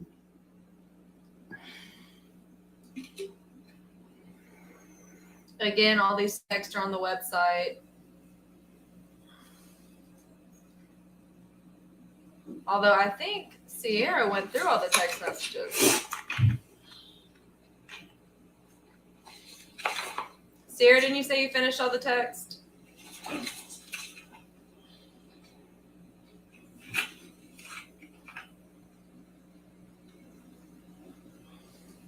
No, but I need to.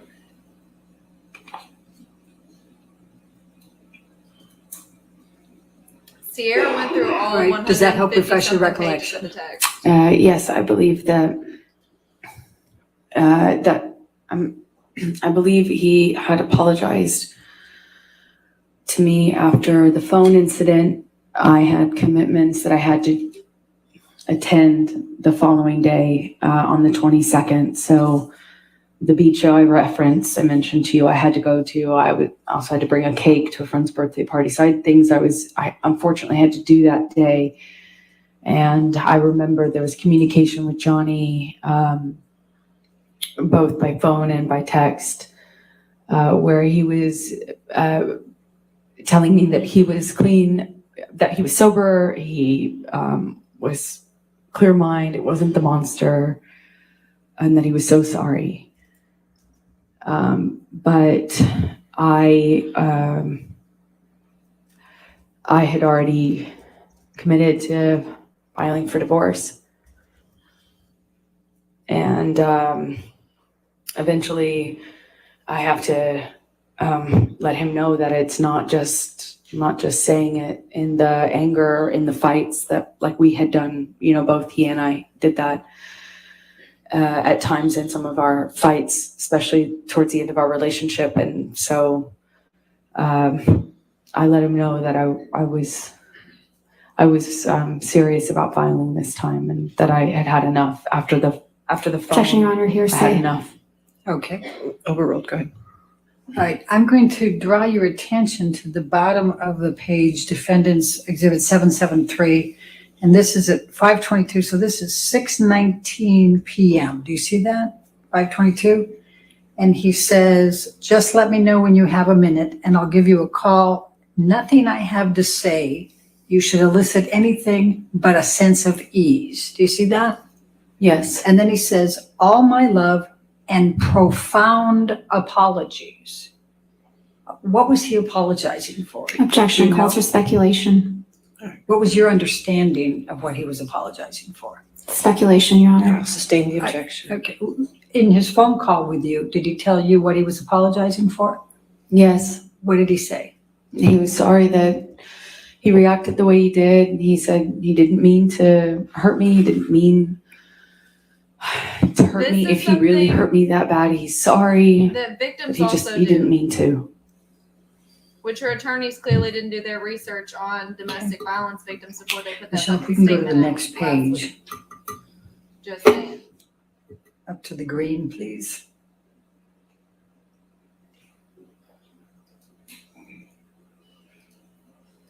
And he says here, I'm sad, I'm scared, and I'm broken, my sweet Slim. And then he says, I want you happy, I have zero harsh feelings. I am clear and I am me. What did you understand him to mean by I am clear and I am me? Objection, Your Honor, calls for speculation. Do you I have know an what he understanding? meant. Okay. Your Honor, Did there's he use that phrase with you? I'll sustain that objection. I'm trying to get to the Yeah, I next know. one. Then you can ask your next question. Go Thank ahead. you. Did he use those phrases with you during your marriage? Yes, he did. What did Mr. Depp mean when he says, I'm clear and I am me? objection, calls for speculation. I think I established the foundation. Overruled. Go ahead. Thank you. That he had sobered up. That he'd sobered up and he was not the monster again, that he was him. That he was a good guy I loved. The one that I trusted.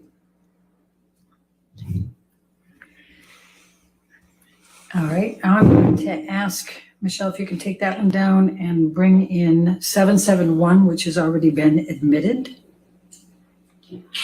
Now those text exchanges were in the 6 o'clock to almost 7 o'clock range. And here it's 5:22, it's now 8 o'clock, correct? Yes. And he's telling you, sorry if a bit, please know that my hurt towards you is over. My apologies are eternal and belong to you. Solid. Do you see that? Yes. Okay. And was it your understanding he was apologizing again? Objection, Your Honor, calls for speculation. All right, I'll sustain the objection. Okay. Was there anything else he would have been apologizing for that he had done? Objection, calls for I'll speculation. sustain the objection.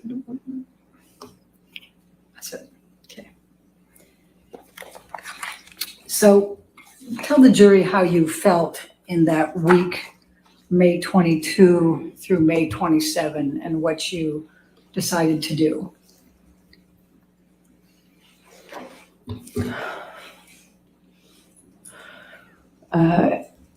At the time, it felt like the hardest thing I've ever had to do. I had worked so hard to try to make this relationship work. I went to therapy and went to Al-Anon. I got help. I read books. I did everything I could possibly do, and it didn't work. And I was conflicted. To answer your question, I was conflicted. I knew after he threw the phone at my face that after all that month of not seeing each other, that not getting better, not getting clean and sober, there wasn't even, I didn't, you know, it was falling apart. I knew I had to leave him. I knew I wouldn't survive it if I didn't. So I made the decision to file for divorce. It was hard because, you know, I loved Johnny so much. I loved him so much.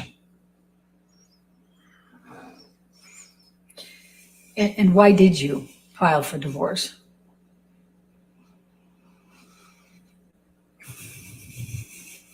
Because I knew if I didn't, I'd likely not literally survive. Oh, bitch, Like, please. Come on. I'm so scared that it was going to end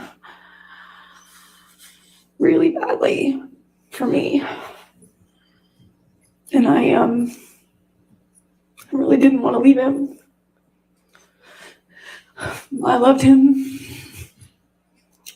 so much. He wouldn't have done anything, but I couldn't do that one thing. I couldn't stay. The promise and the hope that I had become less and less regular and more rare. The monster had been this thing that was now the normal and not the exception. The violence was now normal and not the exception. And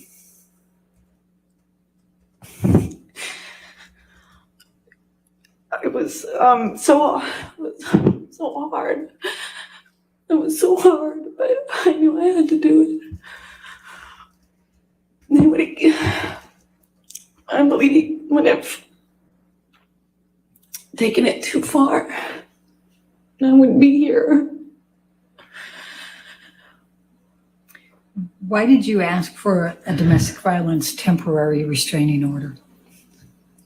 I wanted to change my locks. I wanted to change my locks. I wanted a good night's sleep. I can't. Security would always let him into the house no matter what I asked them, no matter when I begged them to let me know when he was coming over, no matter how much I begged them not to let him in when he was mad or drunk or high. And I couldn't sleep. I'd wake up in a panic. I want to change my life. I'm on I Greg was voice, losing y'all. hair. I was losing weight. Greg voice. I got really sick. I had shingles. I couldn't sleep. I wake up in a panic now she's attack. got shingles. I can't. I had panic attacks all the time. I was falling man. apart. She said it in the I'm old Greg voice. I was scared I'm fucking dead, y'all. and very conflicted because the person I was scared of is also the person I was in love with. Really, really tricky. And I was thinking one step at a time. You know, I was thinking very myopically. I wanted just to get a good night rest, a good night's sleep. I just wanted to change my locks. I thought it'd be healthier if I got some sleep and I could think about what to do, how to handle this. If I just could sleep. And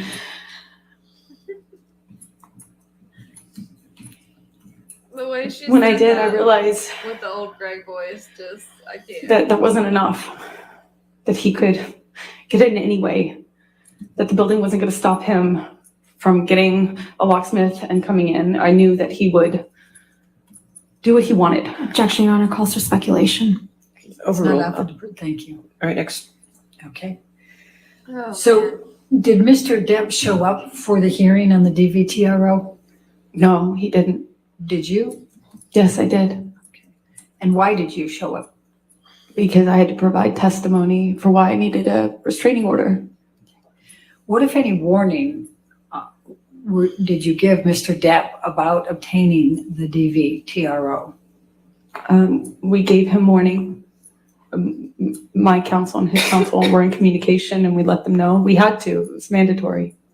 It's my understanding of it. I'm not a lawyer. No, you're not. Was bitch. there any No, you're not. confusion surrounding whether Mr. Depp was going to file suit as well? Objection, Your Honor, calls for speculation, I'm asking. lack of All foundation. right, I'll sustain as the foundation if you want. Did you have any confusion as to whether Mr. Depp was going to file as well?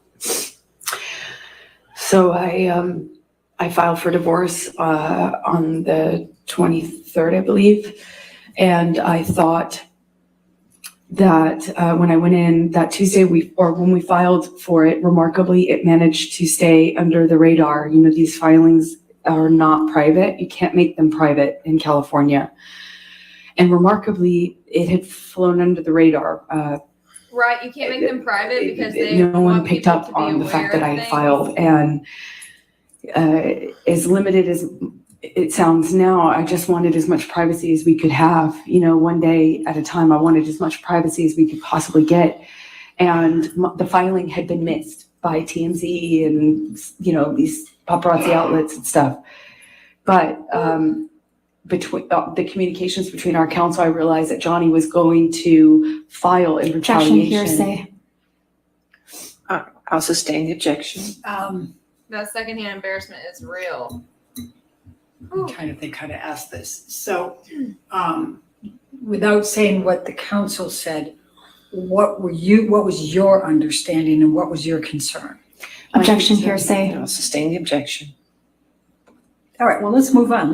Michelle, can you bring up Defendant's Exhibit 800, please?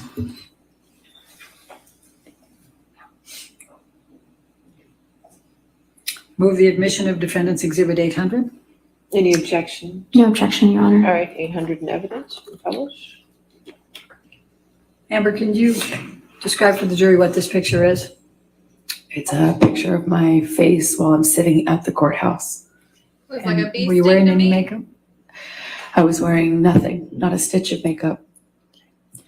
Michelle, can you bring up 801, please?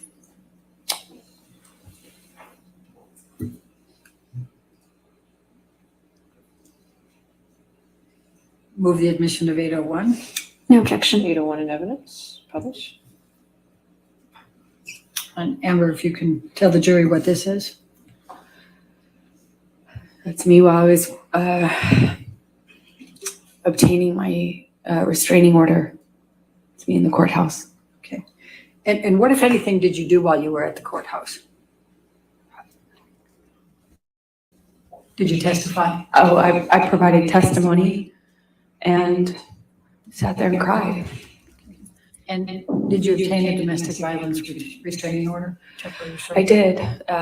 The court granted me a restraining order at that time.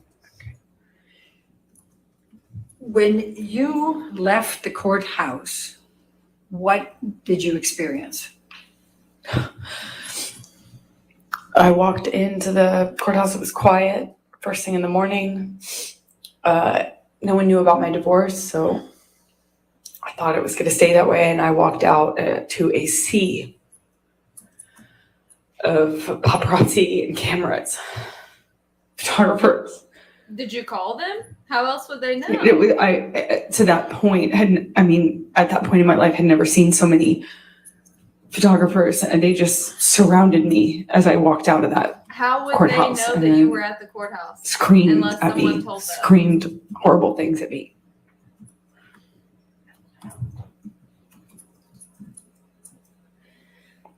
I'm going to take you just for a moment to makeup, and then that would put Okay, after good that. breaking point. that- Yeah, that'll be All right, a thank good you. breaking point Makeup. after the Let's makeup. do You that. said that you didn't testify, you didn't wear any makeup that day. We've heard all kinds of things about makeup in this case. Could Yes, you we please tell have. the And jury you got it wrong what every your fucking time. regular routine was with respect to makeup? Yes, I get up and wash my face like most of us, and I put on right away a moisturizer that has tinted foundation in it. And then I put another foundation on because it has sunblock in it. I have a skin condition that my skin reacts to the sun in a bad way. So I have to wear sunscreen or Girl, sunblock that did not go every good day. for you. Anyway, so I put on both Because of that those. red I was put on looking like a concealer. sunscreen, honey, and you just said that out loud. And Boo-boo, what I were do you that before thinking? I leave my bathroom in the morning. Yeah, come on. That's obviously if I don't have a bruise. Now, when you had bruises or cuts of any nature, what would you do about those? Would you try to cover them up? Would you try to just leave them showing? What would you do? Objection, Your Honor, leading. Overruled on that. Thank Go you. ahead. Well, I'm She should have said that. am typically photographed in LA when I leave the house, paparazzi type of photograph. So I always, I'm somewhat aware of that anyway. That was and so stupid. No woman wants to walk around with a bruise on her face. So if I do have a bruise would cover it on my face or someplace visible, the main thing, you have to ice right away to reduce swelling because no amount of makeup can fix swelling, but it's very manageable if you ice it really soon. Arnica is also a great remedy, arnica cream. And then if you want to cover up a bruise, you obviously put foundation first, concealer, and then on top of that, What? I used a bruise kit. Do Not a y'all bruise put kit, your it's a theater foundation makeup on kit, before a your color concealer? correction kit, but I called it my bruise kit. Do y'all do Let me- that? I use this, I think, in opening statement, and it's Defendant's Exhibit If you could. 155. No, they are not. Microphone, No, please. they I'll are just- we fucking can't hear it. not. There you go. May I approach the witness No, to? they No, are that's what you just showed, not. counsel. Please hand her. Please hand her the kit. Please hand it to her. Please. Oh, you stupid fuck.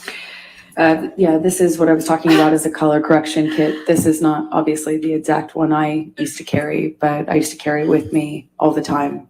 Sometimes this pink is sometimes a little bit more purple of a hue. And sometimes the kits are 3 colors. You can get them in 3 or 4 colors. I'm done. Sometimes they have even more. I'm But the done. idea is that you want to counteract whatever color you're working with on the bruise. So the first day of bruising, the immediate is red. Red is what shows up right away. So you want to go with the opposite on the color wheel by dabbing on a bit of the green or something to counteract the red. After a day or two, you get more purple in a bruise. So you'd obviously have to go with more of the red tones, the orange tones here. Day 2 for me was always the trickiest because day 2 just, I feel like, well, day 1 and day 2 are hardest for me because that's when you get the most blues and purples and you have to deal with the sensitivity. Bruises don't like to be touched. That's the whole point. So that's the trickiest part. But after a few days, that becomes more of that blue becomes more of a brown, yellowish browns, like a 5-7 days in becomes more of a yellow green, and then fades into a brown. Did she and then say into 5 to 7 days in? And whatever color you're working with in Did the she bruise, say you want 5 to to go 7 opposite days? color on the color wheel. The opposite.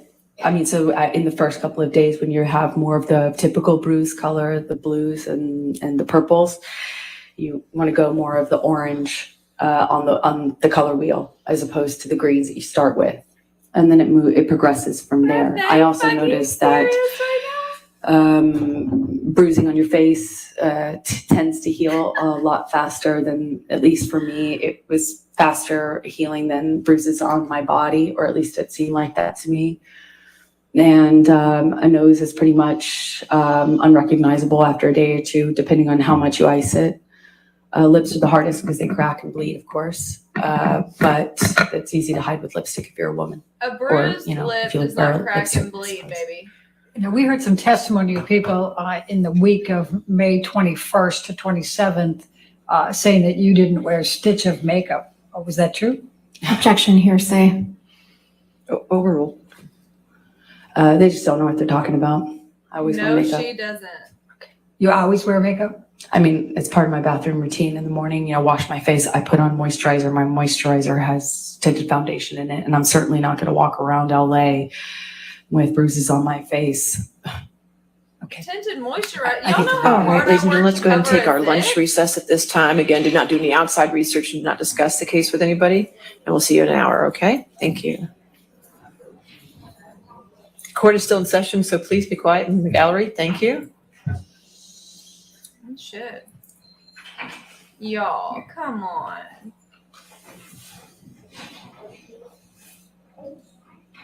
They really just did that. They really just did that. All right. And again, Ms. Hurd, since you're still under oath and testifying, you cannot discuss this case and to include with your attorneys, okay? In your testimony. All right. Let's come back then at 1:40. Okay? All right, thank you. 1:40.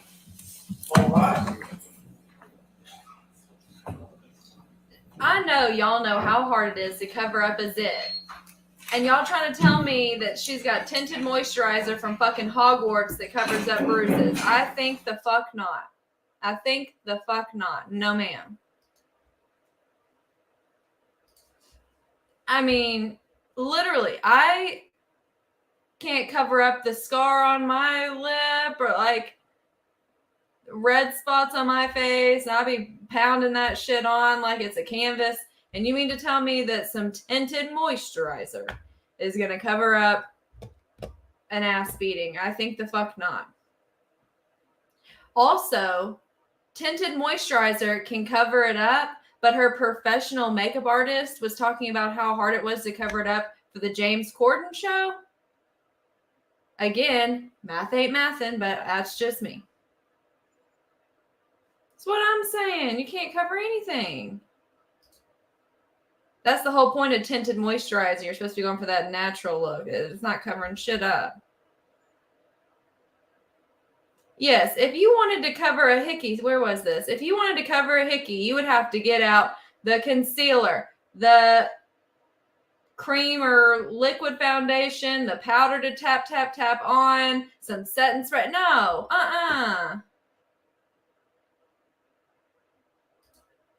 Okay, but dead ass, I need to know, are y'all putting on your concealer after your foundation? I just need to know. Just curious. Is that Period of time in which I had to fall in love with Johnny, in which we fell in love, and he was sober, and he wasn't violent to me, lasted for a lot longer than it did. I think I would have loved. I don't know what's going on there. Yeah, I need to know, are people putting their concealer on over their foundation? Am I doing it wrong? Just curious.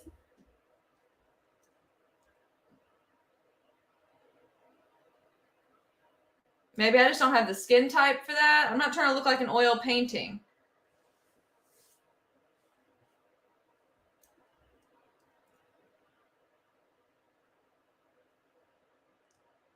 Okay, this is what I thought.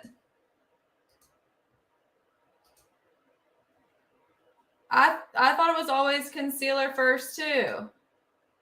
I just wanted to make sure. Personal preference, okay. I'm a concealer first type of gal. Didn't know there was another type. I mean, I know if you like mess it up, you go put some concealer over those spots and fix it. I didn't know there was a reverse type of makeup person, but now I know. No, they do not. She is alleging some serious attacks, and she is showing, first off, we see the pictures. Literally everyone starts speculating that they look like a sunburn or like you just gooshed your face or, you know, like rubbed it, whatever. And then she gets up there and says, I have to do this because I get sunburns really easily.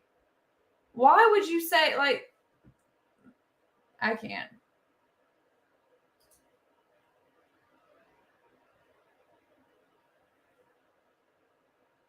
Unreal.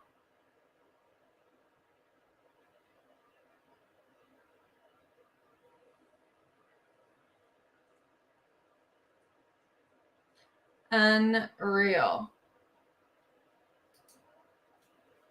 Make that make sense. And shingles actually shows and is painful. So also, did she have the chicken pox? Like, can we confirm that with someone? Like, I got questions.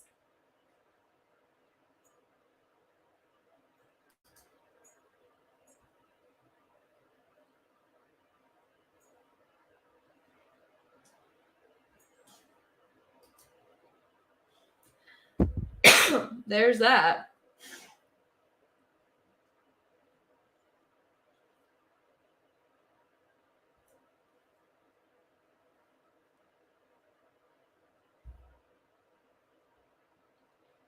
So many questions. I think they're going to stretch this out. They're going to stretch it out as long as they can. Someone has definitely been motherfucking watching TikTok 1,000%. 1,000%. Somebody's been watching TikTok. Because they're literally hitting everything that we've been talking shit about on TikTok.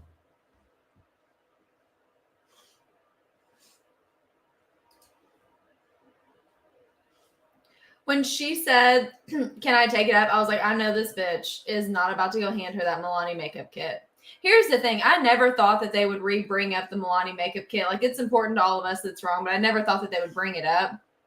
Again, just relevance-wise, I just really didn't think they were going to bring it up again. For her to get it out and then go hand it to them, like, why would you draw more attention back to that? Stupid.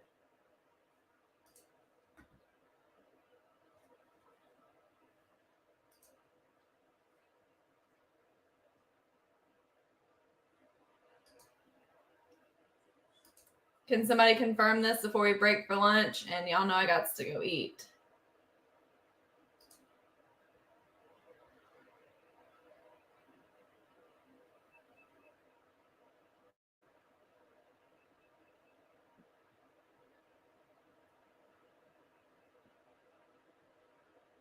The attorneys can watch social media, yeah. But everyone flipped out about the Milani thing. And I will tell you that it's very interesting to me, but I don't think that it, like in the grand scheme of things, I don't think it really matters.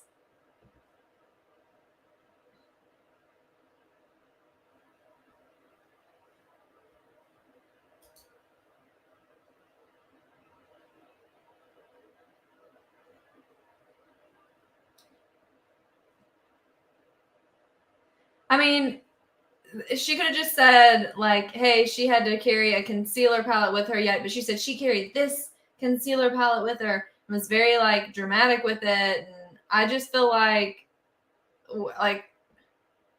did we want to bring more attention to it? I don't know that that was the best thing to do. Because I don't think Depp's attorneys would have wasted time with that fucking Melania palette, to be completely honest with y'all.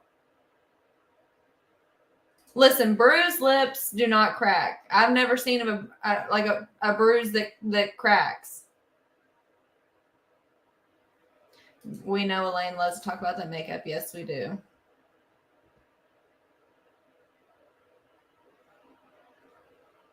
Also, notice that, like, she didn't really wear any makeup today. Like, I'm sure she has foundation on or whatever else, but I'm like, that's also strategic.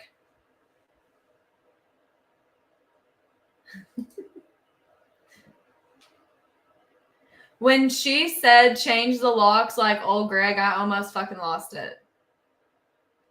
I almost completely fucking lost it.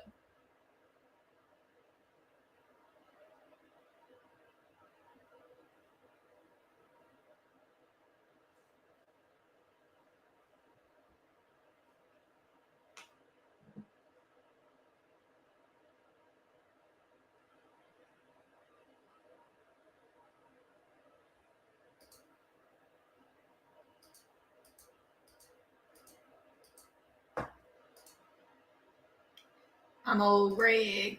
I know y'all went back and watched that I'm old Greg thing and tell me that's not exactly what she reminds you. The jokes are endless. They're endless.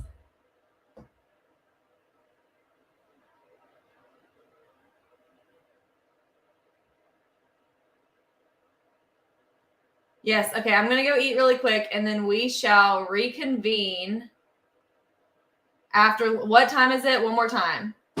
We're coming back at 1:40 their time, so 12:40 my time. Let's confirm the time real quick.